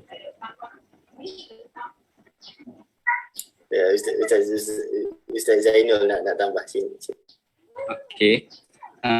Berkenaan dengan syak tadi yang disebut oleh Maulana itu menarik sebab sekadar bacaan saya yang terbatas lah. Saya tengok Imam Al-Ghazali pun dalam Munqidh, kalau tak silap saya, dia seolah-olah mengikut mazhab ni. Dia kata untuk mendapatkan ma'rifah, kan Imam Al-Ghazali dia bawa dalam kalau seperti kita tengok hitam dan putih tu putih. Maksudnya kita tak boleh nak menolak kebenaran tersebut sampai ke tahap tersebut. Dan perkara tersebut perlu seseorang itu mengetahui dalil ataupun hujah akan kebenaran hal tersebut ataupun kebatilan hal tersebut. Dan hal itu takkan dapat melainkan kalau dia buat penelitian, nazar.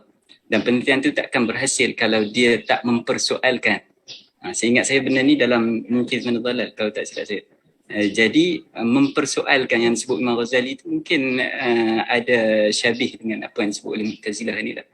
Timbulkan syak tersebut. Jadi bila dipersoalkan, betulkah Tuhan itu tak dicipta? Betulkah alam ini ada mencipta? Jadi dari situlah mulanya. Bila mula persoalan-persoalan tersebut, maka ada qasad, ada kehendak untuk nazar. Kemudian barulah dia memulakan nazar, masuk juzuk daripada nazar. Kemudian masuk ke nazar dan sampai kepada makrifah dan sampai kepada tasdik. Dan satu lagi yang menarik disebut dalam petikan, mungkin nanti Maulana akan sentuh. Di sini disebut oleh Imam Mukhtarah bahawasanya khilaf ini khilaf lafzi. Walladhi arahu anna al-khilafa bainahuma murtafi'un.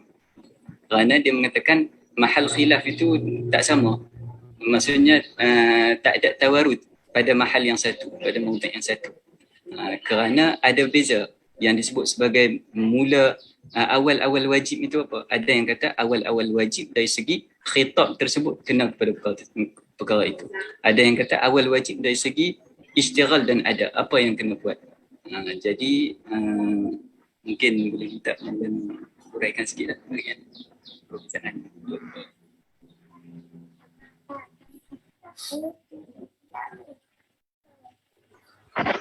Saya ada sedikit taklid boleh Maulana? Boleh. Banyak pun boleh. Tadi tak sempat mukadimah tadi ada urusan ni, tapi saya dengar lah. Mungkin ada 3 lah. Pertama berkenaan dengan beza antara mutakallim dengan falsafah. Kan tadi saya tak sempat. Bezanya secara umum kalau boleh saya simpulkan pada mauduk dengan pada istimdad lah. Kalau kita tengok kerangka setiap ilmu dia ada mauduk dengan istimdad tu. So bezanya pada mauduk yang lebih luas, falsafah lebih luas daripada daripada ilmu kalam, walaupun berkongsi benda yang sama iaitu wujud min haisu huwa maujud kan, tetapi maujud yang difokuskan oleh golongan ahli kalam lebih tertentu kepada ketuhanan, yang lain menunjukkan kepada ketuhanan, tetapi falsafah martabat ni sama, ketuhanan ke semua martabat ni sama saja, ilahiyat, alam dan riyadiyat dan sebagainya, itu semua ialah perbahasan yang sama. Dan yang kedua ialah istimdad. Pengambilannya memang falsafah ambil daripada akal solid lah. Wahyu itu pun bagi dia ialah cabang kalau diterima secara akal dan merupakan yang kedua. Sebab itu Syekh Ahmad Syazuli, masyhur rahimahullah, seorang ulama muda yang meninggal juga sebab COVID tahun lepas, dia menyimpulkan bahawa perbahasan tentang wujud dan hakikat ni ada 2 cara, ada 2 pendekatan. Pendekatan pertama nazar dan pendekatan kedua ialah tazkiyah, mensucikan jiwa.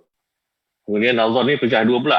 Nazar ini yang merupakan mencari kebenaran dan membahas tentang kewujudan secara nazar ini, ada yang dalam konon Islam, dalam sakaf, dalam di bawah bumbung Islam. Ini ialah mutakallimun. Ada yang tidak tergantung kepada konon Islam. Itu ialah ahli falsafah.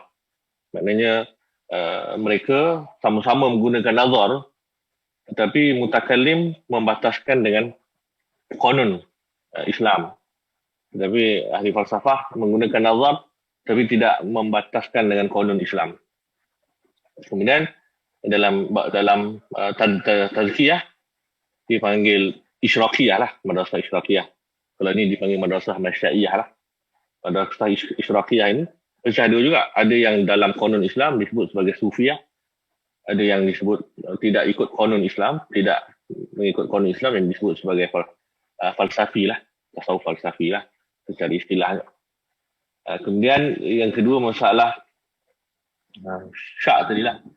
Saya kira masalah syak tadi masalah besar, tetapi dibahaskan juga. Imam Al-Ghazali pun menggunakan pendekatan itu. Mestinya yang kita masyhur dipanggil skeptism dalam konsep Imam Al-Ghazali, tapi dia disebut sebagai syak manhaji. Syak manhaji ni dia tidak sama dengan syak yang mutlak. Syak manhaji ni syak dalam agama, dakhil Islam, bukan syak khariji Islam, bukan syak sampai kita kena keluar Islam dulu dan membuktikan betul baru masuk balik. Tapi syak manhaji ni ialah kita percaya kita benar, tetapi apa buktinya? Itu syak manhaji yang Imam Al-Ghazali gariskan sebagai seorang Muslim. Maknanya kita syak dari dalam dan kita tidak keluar. Ini ialah dipanggil sebagai syak manhaji. Bukan syak mutlak seperti apa yang disebut oleh Immanuel Kant dan sebagainya. Kemudian dalam masalah awal wajib tu, Maulana pun dah syarah panjang dan itu sudah saya rasa jelas, walaupun masuk 12 kaul lagi tak jelas pula lah. Asalnya 6 pun dah, tetapi memang kita kata awal wajib ma'rifatullah itu sudah tentu dia akan, dalam usul fiqh pun ada kata kalau tidak sempurna wajib itu melainkan dengannya, maka itu pun wajib. Jadi sudah tentulah daripada konsep itu, maka ulama tarik lah yang mana yang tidak sempurna wajib itu melainkan dengannya, maka itulah jadi awal wajib. Tetapi nisbi kepada ma'rifatullah itu kan, dan ma'rifatullah itu juga merangkumi makna tasdik secara khusus. Maksudnya bukan ma'rifatullah macam orang kafir dan Yahudi, termasuklah Abu Jahal pun tahu Nabi SAW betul, tapi ma'rifatullah dengan makna iza'an juga, sebab dia ada makna tasdik. Maknanya maksud ma'rifatullah ini adalah dalam bentuk tasdiqi lah, maknanya membenarkan, mengetahui dan ada iza'an, ada penerimaan hati terhadap apa yang kita tahu, ada qabul, ada iza'an.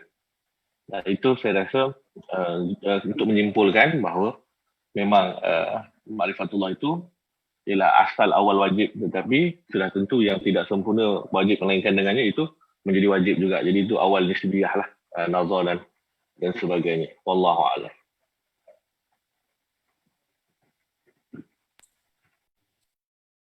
Saya nak timbul sikit persoalan untuk dibincangkan, boleh tak? Boleh, silakan Maulana. Selain daripada Allah Subhanahu Wa Taala, makhluk lah, kita ada dua benda ni. Satu jisim, satu arat. Satu jisim, satu arat. Manusia ni dia ada dua. Satu roh, satu jasad. Dan kedua-duanya menurut masyhur lah, mutakallimin kata roh kita pun jisim, tapi jisim latif. Kalau jasad kita jisim kathif. Dan selain daripada itu kita kata arat lah. Dan arat ni wasful wujudi ba'dal adam. Dan pembahasan tentang arat ni kan dalam ilmu makulat itu. Cuma saya sampai sekarang saya tak dapat kaul yang tahqiq, yang rajih. Ma'rifat dengan tasdik itu di arat yang wujudi ke, kategori kaifiat ataupun infiali yang diaktibari. Faham soalan? Sebab kita kata kita tasdik kan. Kita tasdik. Bila kita tasdik, kita beriman, kita tasdik. Tasdik kita tu infial ke ataupun kaifiat. Kalau kaifiat di arat yang wujudi. Wujudi maknanya dia dalam kita fokus di sini roh kita lah. Dia tak ada kaitan dengan jasad. Maksudnya kalau di arat yang wujudi, kaifiat, maka iman itu arat yang wujudi yang ada pada roh itu kekal sampai bila-bila, kecuali dia berubah lah. Sebab arat itu kalau ikut pendapat yang masyhur kata la yabqa zamanain kan. Dia tajaddud. Jadi iman. Tiba-tiba datang kekufuran, tukar jadi kufur. Ataupun dia infial, benda yang aktibari sahaja, maksudnya benda yang dia tak wujudi. Dia tak ada pada roh kita, iman tu, tasdik dan marifat itu, dia aktibari. Makulat yang infial itu kan dia amr aktibari menurut mutakallimin, walaupun Aristotle kata semua 9 makulat itu kan wujudi. Itu yang mana yang tahqiq. Dua antara makrifat dengan tasdik. Iman lah. Iman tasdik itu dia kaifiat ke atau infial. Sebab kalau kita contoh kita tengok dalil-dalil yang saya nampak macam bila satu orang Islam, dia malaikat cabut roh dia kan. Bila malaikat cabut nyawa roh orang beriman, roh dia akan putih, bercahaya, wangi. Dia tu putih tu kan benda yang wujudi, arat yang wujudi. Alwan itu arat yang wujudi. Kemudian bercahaya itu arat yang wujudi. Kalau roh orang kafir kan hitam, legam, busuk kan. Jadi yang mana satu yang rajih. Jadi makrifat dengan iman itu arat yang wujudi ke i'tibari. Kalau wujudi kaif lah, arat kaif saja kan. Kalau menurut ahli sunnah apa mutakallimin, arat yang wujudi arat kaif. Kalau kam tu kan khilaf juga, kam muttasil dengan kam munfasil. Lepas tu infiali memang i'tibari. PL infial kan, itu semua yang nisbi. Semuanya i'tibari. Memang satu yang tahqiq tak. Siapa yang boleh jawab?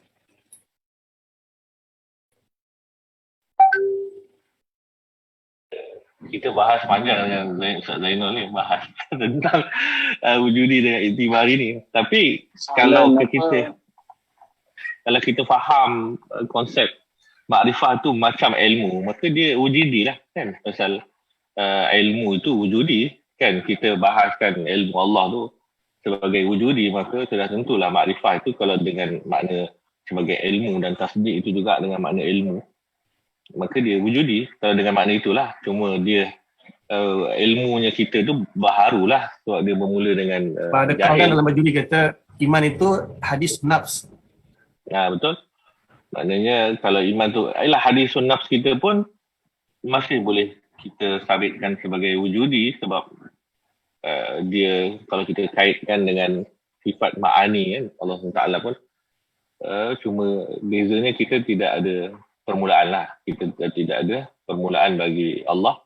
Kita bagi Allah tak ada permulaan, bagi kita ada permulaan. Kalau kita nak anggap ilmu dan makrifah itu sebagai idrak ni tentulah ma'ani. Walaupun dia datang kemudian terhasil daripada infial, tetapi dia sebenarnya lebih kepada ma'ani, dia bukan infial. Wallahu a'lam. Tapi soalan tu boleh tahan lah. Mungkin ada yang tak tahu. Satu bayi baru lahir, dia ada roh. So bayi bagi anak orang Islam dengan anak orang kafir,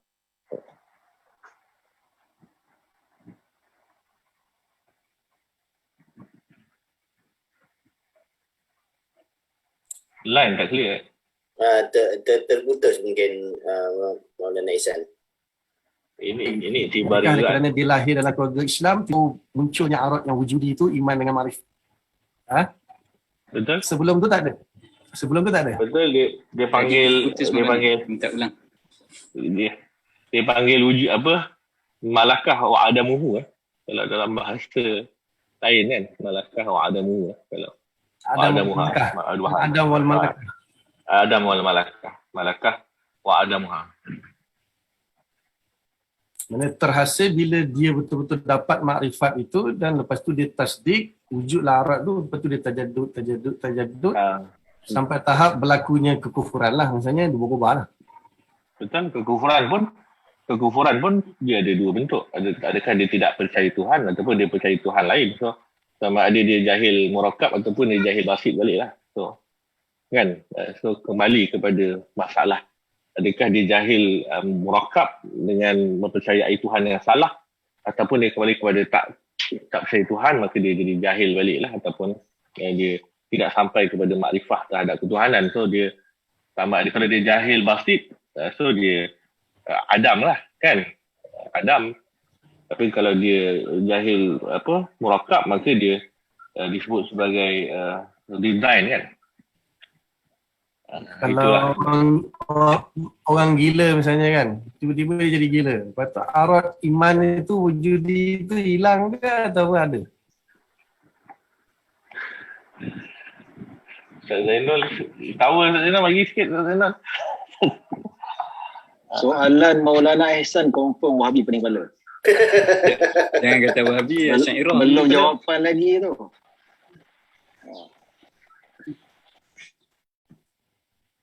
Anda tak tahu jawapan untuk soalan Maulana Ihsan tu. Cuma masalah iman tadi, kalau kita kata iman tu kan murakkab dalam ilmu dengan inqiyad. Kalau kita kata ilmu tu jenis kaifiyah, wujudiyah. Inqiyad pula, idha'an pula jenis infi'aliyah, intibariyah. Adakah sekarang dia ada dua sifat? Atau macam mana? Syekh Syed Huda dia tarjihkan iman tu wujudi. Syekh Syed Huda dia pun tahu, dia kata ni khilaf tapi dia tarjihkan wujudi. Iman Dalil dia.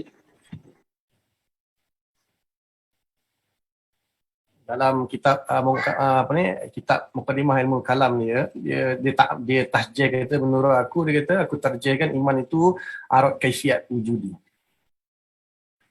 Jadi makrifat pun wujudi, iman pun wujudi juga. Sebab dia ada unsur idrak dekat situ lah. Sebab Abu Jahal ada arat makrifat kan. Abu Jahal orang Yahudi ada arat makrifat tapi tak ada arat iman. Sebab kalau inqiyad memang i'tibari ya. Sebab Tapi iman kan gabungan antara tasdik dengan inqiyad tu. asalnya tasdik tu dengan makna masdari boleh, dengan makna mahasula bil masdari. Kalau tasdik dengan makna masdari, dia i'tibari, dia tak boleh jadi wujudi.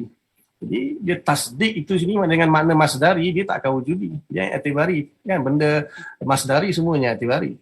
Jadi kita kata mahasula bil masdari itu yang wujudi. Yalah, maknanya apa yang dipercayai itulah kan. Musaddaq lah kan. Musaddaq bi kan. Itu yang wujudi itu kan. Bukan tasdik dengan makna apa? Dengan makna masdari itu. Baik, inqiyad pun maknanya dengan makna apa yang diterima lah kan. Dengan makna apa yang diterima itu. Dia sebagai yang diterima itu juga. So, itu iman. Iman dengan makna mu'taqadat. Bukan iman dengan makna perbuatan itu. So, dua sisi lah. Kan? Ilmu pun ada sisi apa yang diketahui dengannya dan apa yang diketahui kan. So, ilmu dengan apa yang diketahui dengannya dengan ilmu apa yang diketahui itu pun berbeza lah. Kan? Betul Ustaz Zainal Ustaz Zainal. Ada lagi ke orang dalam ni? Kita 4 selain daripada Dr. Syed. Kita ada 21 orang Ustaz dalam ni. Ramai tu. Cuma ramai. Apa semaruh khilaf dia?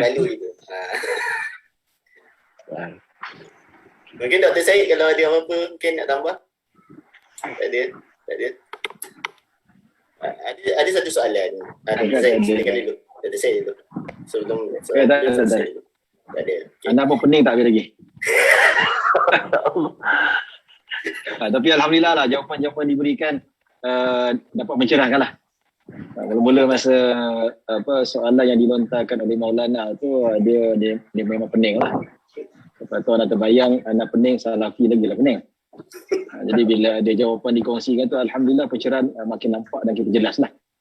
Ataupun kita boleh nampak samaratul khilaf tu dan jawapan dan kita tengok nampaklah bagaimana pentarjihan Dr. Syed Odah itu ialah mungkin dia boleh detailkan lagi insya-Allah.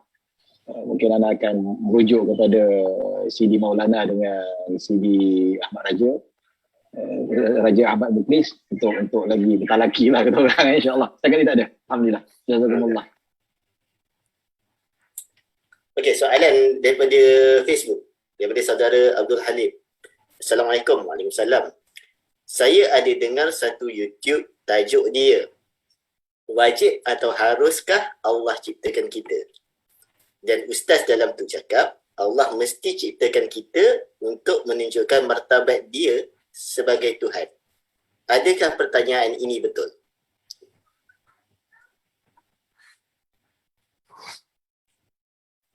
Saya jawab ya. Dia ada yang dipanggil wajib li zatihi. Ada yang dipanggil wajib li ghairihi. Wajib li zatihi itu maksudnya benda tu memang mesti wujud. Dia mesti wujud dan dia tidak boleh diwujudkan. Seperti zat Allah Ta'ala wajib li zatihi lah.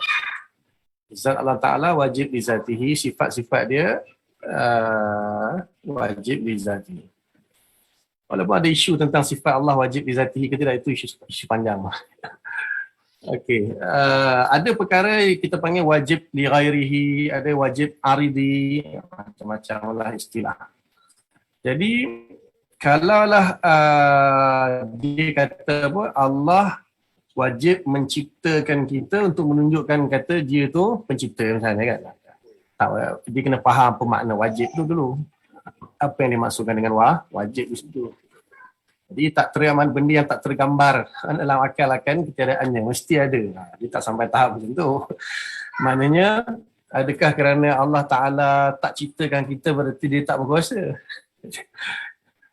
Jadi cuma kita boleh kata apabila Allah Ta'ala dalam ilmu dia sudah mengetahui bahawa dia akan wujudkan Zaid misalnya. Dan Allah memang iradah dia pun sesuai dengan ilmu dia untuk menciptakan Zaid. Maka jadi wajib lah. Dipanggil wajib li ghairihi. Tapi Allah bukan untuk dia, untuk kita. Lita'lamu, kan, bukannya lita'lamu, supaya kamu mengetahui innallaha ala kulli syai'in qadir, untuk kamu mengetahui bahawa Allah Ta'ala tu maha berkuasa, maha mencipta. Bukan aku cipta ni supaya aku dapat membuktikan aku ni sebagai maha pencipta. Tak. Benda tu dia tak lazim, dia tidak lazim. Bukanlah Allah Ta'ala itu dikatakan apabila dia tidak menciptakan berarti dia bukan mencipta. Itu dalam matan Imam Tahawiyah tu jelas. Memang Allah tak perlu ciptakan untuk menunjukkan bahawa dia ni wajib menciptakan kita untuk buktikan dia ni khalik, tak. Tapi kalau disebabkan Allah sudah berkehendak, dia jadi wajib lah. Sebabkan Allah sendiri yang berkehendak, maka wajiblah diciptakan Zaid pada masa yang ditetapkan, tempat yang ditetapkan, dengan sifat-sifat yang ditetapkan. Ustaz Raja boleh tambah sikit lagi, insyaAllah. Ustaz Raja boleh tambah sambil-sambil tengok soalan di ruangan chat tu daripada Saudara Khairi tu. Mungkin boleh jawab juga. Saya tambah, mungkin saya simpulkan kita tidak tasarruf, tidak bercepat untuk menghukum betul ataupun salah soalan orang, kerana kita nak tahu apa perkataan orang, apakah wajib itu wajib aradi macam Ustaz Maulana sebut. Sebab akhirnya kalau kembali kepada ilmu dan iradah Allah, maka memang tinggal dua saja, wajib dan mustahil saja. So maknanya memang ada wajib, benda yang wajib aradi dan ada yang mustahil aradi. Sebab kalau Allah memang nak, dalam ilmunya pun Allah tahu bahawa dia nak dirinya dikenali dengan dia menciptakan, maka wajib aradi lah dia menciptakan yang apa yang dia nak ciptakan. So akhirnya hakikat sesuatu secara asasnya memang ada tiga, tetapi jika dikaitkan dengan ilmu Allah, maka tinggal dua saja, wajib dan mustahil saja. So, benda yang Allah nak pasti wajib berlaku, benda yang Allah tak nak mustahil berlaku. Jadi so saya rasa itu sahaja, sebatas itu saja, semudah itu saja kalau kita nak faham. Tapi kalau nak mengaitkan bahawa wajib Allah ciptakan untuk dikenali secara ikhtiyaj, secara iftikar, secara keperluan, maka itu barulah salah lah, maknanya tak kena. Fadal. Apa soalan saya tak dapat baca lah. Maulana lah pula. Soalan daripada Saudara Khairi Ashraf. Boleh tak kita kata iman dan makrifah tu satu perkara wujudi yang sama, cuma darjah yang berbeza, atau pembahagian ini tidak menepati dalam konsep wujudi? Saya ulang. Boleh tak kita kata iman dan makrifah itu satu perkara wujudi yang sama, cuma darjah yang berbeza, ke pembahagian ini tak menepati dalam konsep wujudi? Dalam semua kitab, hampir semua kitab akidah, ataupun kita boleh tengok paling muktamad last sekali itulah Jauharah kan, dia tak sama, pendapat yang rajih tak sama. Pasal apa? Kalau lah makrifat, itulah seperti tadi lah, kalau makrifat dengan iman sama, setiap orang yang makrifat dia beriman, so yang iman dia makrifat. Ada orang beriman tetapi yang ala sabil taklid, tak ada makrifat. Jadi kita kena faham makna makrifat itu. Makrifat idrakul jazmi al-mutabiq lil waqi' an dalil. Itu ta'rif bagi makrifat. Ta'rif bagi iman, tasdiq, at-tasdiqu bil qalbi bima jaa'a an Nabi sallallahu alaihi wasallam ma ulima min ad-din bit darurah. Maka dia punya ta'rif tu dah jauh beza lah antara makrifat dengan iman. Cuma kita boleh kata dari satu sudut dia ada talazum, tapi dia tak talazum jugalah. Ada juga orang dia hanya idrak jazm, tapi dia tak nak tasdik pun boleh. Sebab macam mana ya'rifunahu kama ya'rifuna abna'ahum. Sebab semua ulama kata kalau kita kata makrifat itu iman, maknanya kita kata sahlah segala iman orang yang ada makrifat terhadap Nabi. Orang Yahudi, Abu Jahal, dia dua benda yang beza. Dia sebab iman itu dia tasdik, inqiyad ataupun iza'an. Kalau makrifat itu kan jasanya inkisyaf ataupun idrak lah, dia hanya idrak. So antara inqiyad dengan idrak tak sama. Tak semua orang idrak dia inqiyad, tak semua inqiyad dia idrak. Sebab dia ada istilah dia tu orang yang kita kata taklid buta kan. Taklid tak makrifat, tapi dia beriman. beriman atas jalan taklid. Itu pendapat saya lah, wallahu a'lam. Tak Raja. Kesimpulannya, iman dengan makrifah ni dia umum dan khusus min wajhin lah. Dia umum dan khusus min wajhin. Jadi ilmu tu merangkumi meyakinkan dan tidak meyakinkan, maknanya zon. So ilmu yang meyakinkan tu ada wajah dengan iman kerana tahapnya jazim. So di situ ada pertemuan antara ilmu yang meyakinkan dengan tasdik, dengan iman. Tetapi iman juga ada bentuk secara ilmu, iaitu dengan dalil dan secara taklid. So dekat situ juga iman lebih umum daripada ilmu, daripada makrifah, kerana iman juga merangkumi taklid. Walaupun dia jazim, tetapi dia tidak ada yang berbentuk taklid, tidak ada dalil. Kemudian unsur iman itu ialah tasdik itu ialah unsur iman itu, dan tasdik ini pecah dua lah. Pecah dua dalam bentuk jazim dengan dengan izaan tadilah. Maknanya dia jazim dan dia ada dia panggil izaan qalbi ataupun penerimaan hati. Itu unsur bagi tasdik itu. Dia mesti ada jazim dan dia ada unsur izaan qalbi. Dan dari sisi jazim inilah yang bersesuaian dengan makrifah, tetapi kalau tidak andalil maka dia tidak jadi makrifah lah di sisi sebahagian ulama. Tetapi kalau dengan makna makrifah tu dengan sinonim dengan ilmu, maka masih lagi boleh dianggap idrak, cuma tidak andalil lah, tidak andalil. So itu juga kembali kepada beza antara makrifah dengan ilmu secara khilaf lah kan. Tetapi kita nak kata makrifah itu ada wajah yang lebih umum, dengan makna ilmu lah ada wajah lebih umum, dan iman itu pun ada wajah yang lebih umum. Bukan semua iman makrifah dan bukan semua makrifah iman, macam Maulana sebut tadi lah. Allah alam.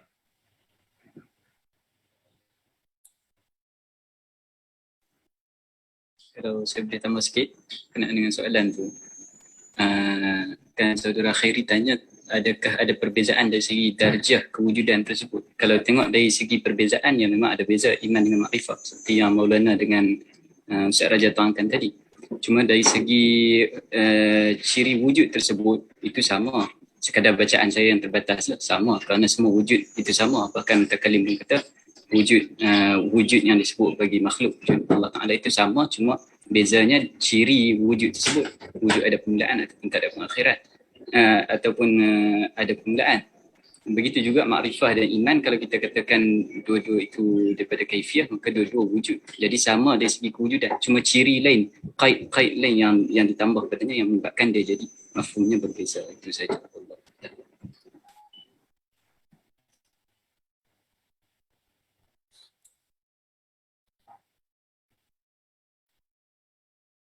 Maulana macam mana nak tambah ataupun nak sambung teruskan dengan matan kita, baca kita. Dalam Facebook ada soalan tu.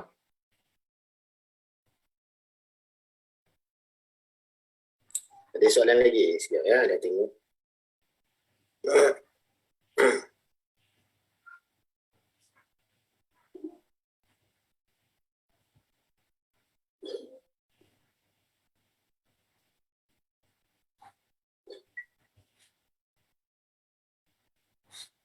Banyak juga soalan hari ni. Okey, dua soalan. Okey, satu.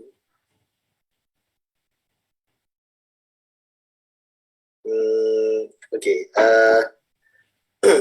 banyak ni soalan ni. Kita ambil soalan lah. Okey. Adakah bersalahan i'tiqad yang menyatakan roh itu makhluk atau bukan? Kerana sebahagian pemahaman menyatakan roh itu adalah dihembuskan, bukan diadakan. Mohon pencerahan. Soalan satu. Kemudian soalan seterusnya daripada saudara Jamaluddin Jamal. Apakah yang hendak dikenal dengan Allah Ta'ala? Adakah kita mahu kenal dengan zatnya, rupanya, kesannya, dan daerahnya, Dia ejaan saya rasa dia salah eja. Soalan dia, apakah yang hendak dikenal dengan Allah Ta'ala? Adakah kita mahu kenal dengan zatnya, rupanya, kesannya dan arahnya? Macam tu. Jelas dua-dua soalan, Maulana? Okey, soalan yang pertama tentang roh. Jawapan dia mudah je. Yas'alunaka 'anir ruh. Qul ar-ruhu min amri rabbi wa ma utitu minal ilmi illa qalila. Jadi Nabi Muhammad ditanya tentang roh itu, maka Allah kata, Qul, katakanlah Muhammad, ar-ruh min amri rabbi. Roh tu daripada urusan Tuhan lah. Wa ma utitu minal ilmi illa qalila. Tetapi kita jelaslah, maknanya dia hanya ada dua saja, khalik, makhluk. Dia tak ada tengah-tengah antara khalik dengan makhluk, tak ada. Khalik Allah sajalah. Selain Allah semua makhluk. Dia tak ada apa. Kalau Allah hembus, maksudnya adakah sesuatu tu terpisah dari Allah pergi kepada jadi manusia tu mustahil tu. Itu berlaku hawadis pada zat Allah Ta'ala tu mustahil. Dia roh semua makhluk. Semua makhluk Allah Ta'ala.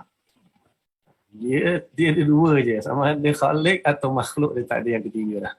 Okay, tentang Allah Ta'ala ni, apa yang patut kita tahu, kita hanya bahas hukum terhadap zat, sifat dan afal Allah. Hukum, nisbah. Allah tu wajib wujud, mustahil ada. Allah wajib tidak, mustahil dia kudus. Allah wajib baqa, mustahil fana.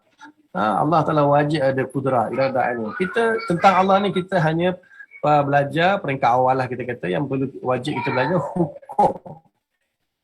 Kita bukan diwajibkan belajar zat Allah tu macam mana, dibuat daripada apa, hakikat kunhu, zat, sifat semua kita belajar hanya hukum yang berkaitan dengan Allah Ta'ala. Allah tu wajib wujud, wajib tidak, mustahil sekian. Itu je. Kita belajar hukum je. Itu ringkasnya lah. Start aja tu boleh tambah.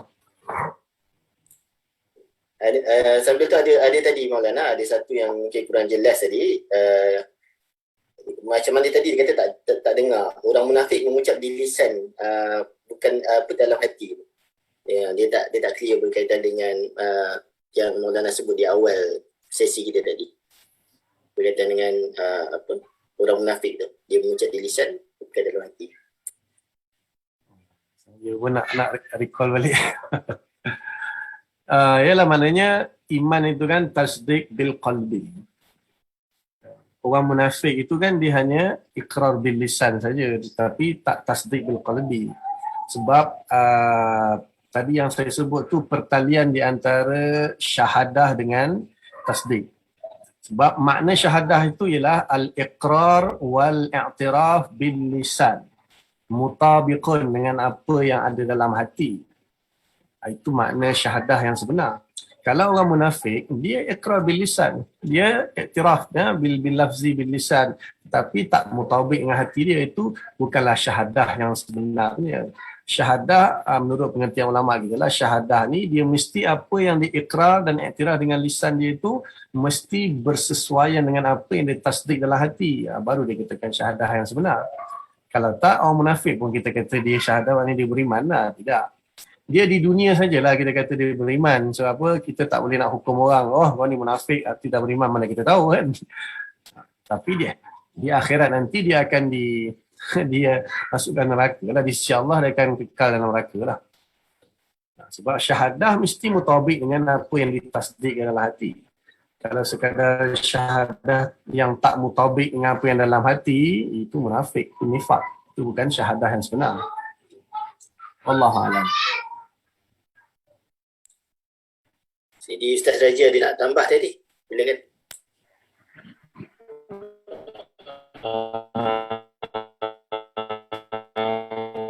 Pernah sebutlah al-ahkam lah, perkara-perkara yang kita hukumkan kepada Allah Subhanahu Wa Taala.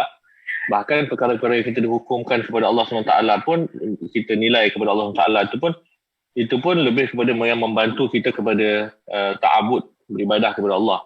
Pertama untuk tidak salah faham Allah Subhanahu Wa Taala, kemudian kita memang betul-betul menyembah kepada zat Tuhan yang bersifat dengan sifat-sifat kesempurnaan. Jadi itu tujuan kita untuk mengenal Allah Subhanahu Wa Taala. Pun begitu, hukum-hukum itu pun kita bukan memahami secara tadammun, ataupun secara bukan secara mutabakah lah, bukan kita tahu semua hukum tu secara mutabakah, maknanya benda tu sebagaimana ianya, tetapi sebab ilmu ni ialah ada tamayus. Ilmu ni makna ilmu ialah benda yang kita boleh membezakan. Jadi kita faham Allah tidak begitu dan tidak begini, dan sifat-sifatnya dari sudut ta'aluk-ta'aluknya pun sahaja sudah banyak membantu kita untuk beribadah kepada Allah.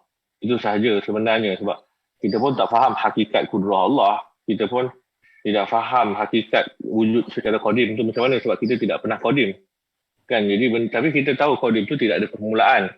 So kita tidak faham secara tasawuri, tetapi kita faham secara tasdiqi. Kita faham secara tidak ada permulaan bagi Allah. Maknanya dia ada makrifah min wajhin, ada pengetahuan dari satu sisi, iaitu Tuhan tidak macam tu. So itu banyak membantu kita untuk beribadah kepada Allah Subhanahu Wa Taala. Bahkan sifat kudrah saja kita pun tidak faham hakikatnya, melainkan apa yang dipercontohkan kepada kita dalam sifat kita, yang saya pun pernah bincang dengan Ustaz Zainul, masalah qiyas ghaib ala syahid. Dari sudut itu, maknanya kita secara adatnya kudrah itu ialah istita'ah ataupun kuwah ataupun taksir, memberi kesan. Itu pun membantu, tidak sampai kita faham hakikat kudrah Allah, tetapi membantu kita banyak untuk beribadah kepada Allah Subhanahu Wa Taala. Jadi memahami ahkam, memahami benda-benda yang kita sabitkan kepada Allah dan kita nafikan daripada Allah, itu sahaja yang kita perlu faham, tidak pergi kepada zat. Kata Syekh Syed Huda pun, rasanya Syekh Syed Huda ni kira rujukan akhir zaman ni, banyak orang pakai beliau lah. Maknanya kita kenal Allah SWT ni, hukum-hukum kepada Allah SWT ni tidak akan sampai, tidak ada ulama Asy'ariyah yang pergi kepada zat. Tidak ada ulama Asy'ariyah yang pergi sampai kepada zat. Kunhu zat. Tidak ada. Kerana itu sebahagian Mujassimah pergi ke sana lah. Sebab tu dia ada kaedah al-qaulu fi zat kal-qaul fi sifat. Kan? Al-qaulu fi sifat kal-qaul fi zat. Terbalik. Berkata kepada sifat samalah macam berkata kepada zat. Dan maknanya kalau kita dah cakap pasal sifat, kenapa tak boleh cakap pasal zat? Jadi itu Asy'ariyah tolaklah. Kita berkata kepada sifat sebab kita nak beribadah kepada Tuhan yang sifat-sifatnya begitu. Tetapi zat memang tak mungkin kita sampai. Jadi soalan adakah sampai kepada zatnya ataupun arahnya dan sebagainya, itu semua dah masuk kepada zat. Dan bukan, kita tidak beribadah dengan cara itu, melainkan kalau Allah singkapkan hakikat zat Allah SWT dengan hati dan secara pandangan, itu bukan urusan taklif lah. Itu tashrif lah. Allah muliakan. Dan itu bukan taklif. Wallahu'alam. Tambah sikit, adapun pembahasan tentang zat, memang ulama Asy'ariyah kita bahas, cuma dalam bentuk salbiah. Pembahasan tentang zat dalam bentuk salbiah saja, tak ada dalam bentuk isbat. So kita nafikan zat Allah tu dia kewujudan dia qadim, ya, kewujudan dia baqa, dan zat Allah Taala mukhalafah lil hawadis, zat Allah qiyam bi nafsi, zat Allah wahdaniyah, mana itu dalam bentuk salbiah. Kita tak bahas zat Allah dalam bentuk isbat, kita bahas dalam bentuk salbiah, penafian. Bahas jugalah sebab Imam Ghazali ya, dalam episod tu bab pembahasan ketiga, pembahasan tentang afan. So pembahasan tentang zat kita bahas, tapi kita tak isbat. Kita tak cerita zat Allah tu apa benda, bentuk dia macam mana. Kita banyak salbiah, nafi. Nafi lah nama, nafi kejisiman dan kelaziman jisim. Wallahu a'lam. Dan rasa kita ambil satu last soalan untuk hari ni daripada Facebook. Sebab soalan ni anda nampak bagus dan berkait juga untuk orang awam faham. Soalan daripada Abu Hafaz Al-Kitabi. Bagaimana jika sudah faham ilmu tauhid tapi masih lagi ada terbayang zat Allah? Adakah ia juga dosa walaupun dinafikan hati, namun ia masih ada? Kadang-kadang menolak itu lambat. Jadi, anda ulang sekali lagi, bagaimana jika sudah faham ilmu tauhid tapi masih lagi ada terbayang zat Allah, adakah ia juga dosa walaupun dinafikan hati? Okey, bismillahirrahmanirrahim. Okey, ini bab lintasan hati. Bab lintasan hati. Imam Ghazali bahas dan juga ulama lain bahaslah tentang masalah lintasan hati. Dia ada 5 peringkat. Bab lintasan hati ni ada 5 peringkat. Yang pertama dipanggil khatir, yang kedua hajiz, yang ketiga hadisun nafs. Mana dia lebih kuranglah khatir itu lintasan yang sekejap, hajiz itu lintasan yang lama sikit, hadisun nafs tu dia berulang-ulang, datang dan pergi, datang dan pergi. Okey, dalam peringkat pertama, kedua, ketiga ni sama ada benda tu baik atau benda tu buruk, benda itu berkaitan dengan maksiat ke atau dengan pahala atau tentang kufur ke, syirik ke, dia tak memberi kesan. Dia tak memberi kesan dari segi hukum. Masuk ke tahap yang keempat. Masuk tahap yang keempat dipanggil ham ataupun niat. Ham ataupun niat, dalam bab ni, kalau benda yang baik akan diberi pahala, kalau benda yang tak baik tak beri kesan juga, tak dapat dosa. Tahap yang kelima dipanggil azam. Tekad. Dia dah betul-betul berazam, bertekad. Ini dalam bab baik dapat pahala, dalam bab tak baik akan dapat dosa. Kalau dalam bab akidah boleh jadi kufur. Boleh jadi kufur kalau dalam bab akidah. Jadi jangan sampai tahap yang kelima ni dia azam ataupun jazam. Adapun lintasan-lintasan yang berlaku dalam peringkat yang keempat ke bawah tu tak ada masalah. Tak ada masalah. Wallahu a'lam.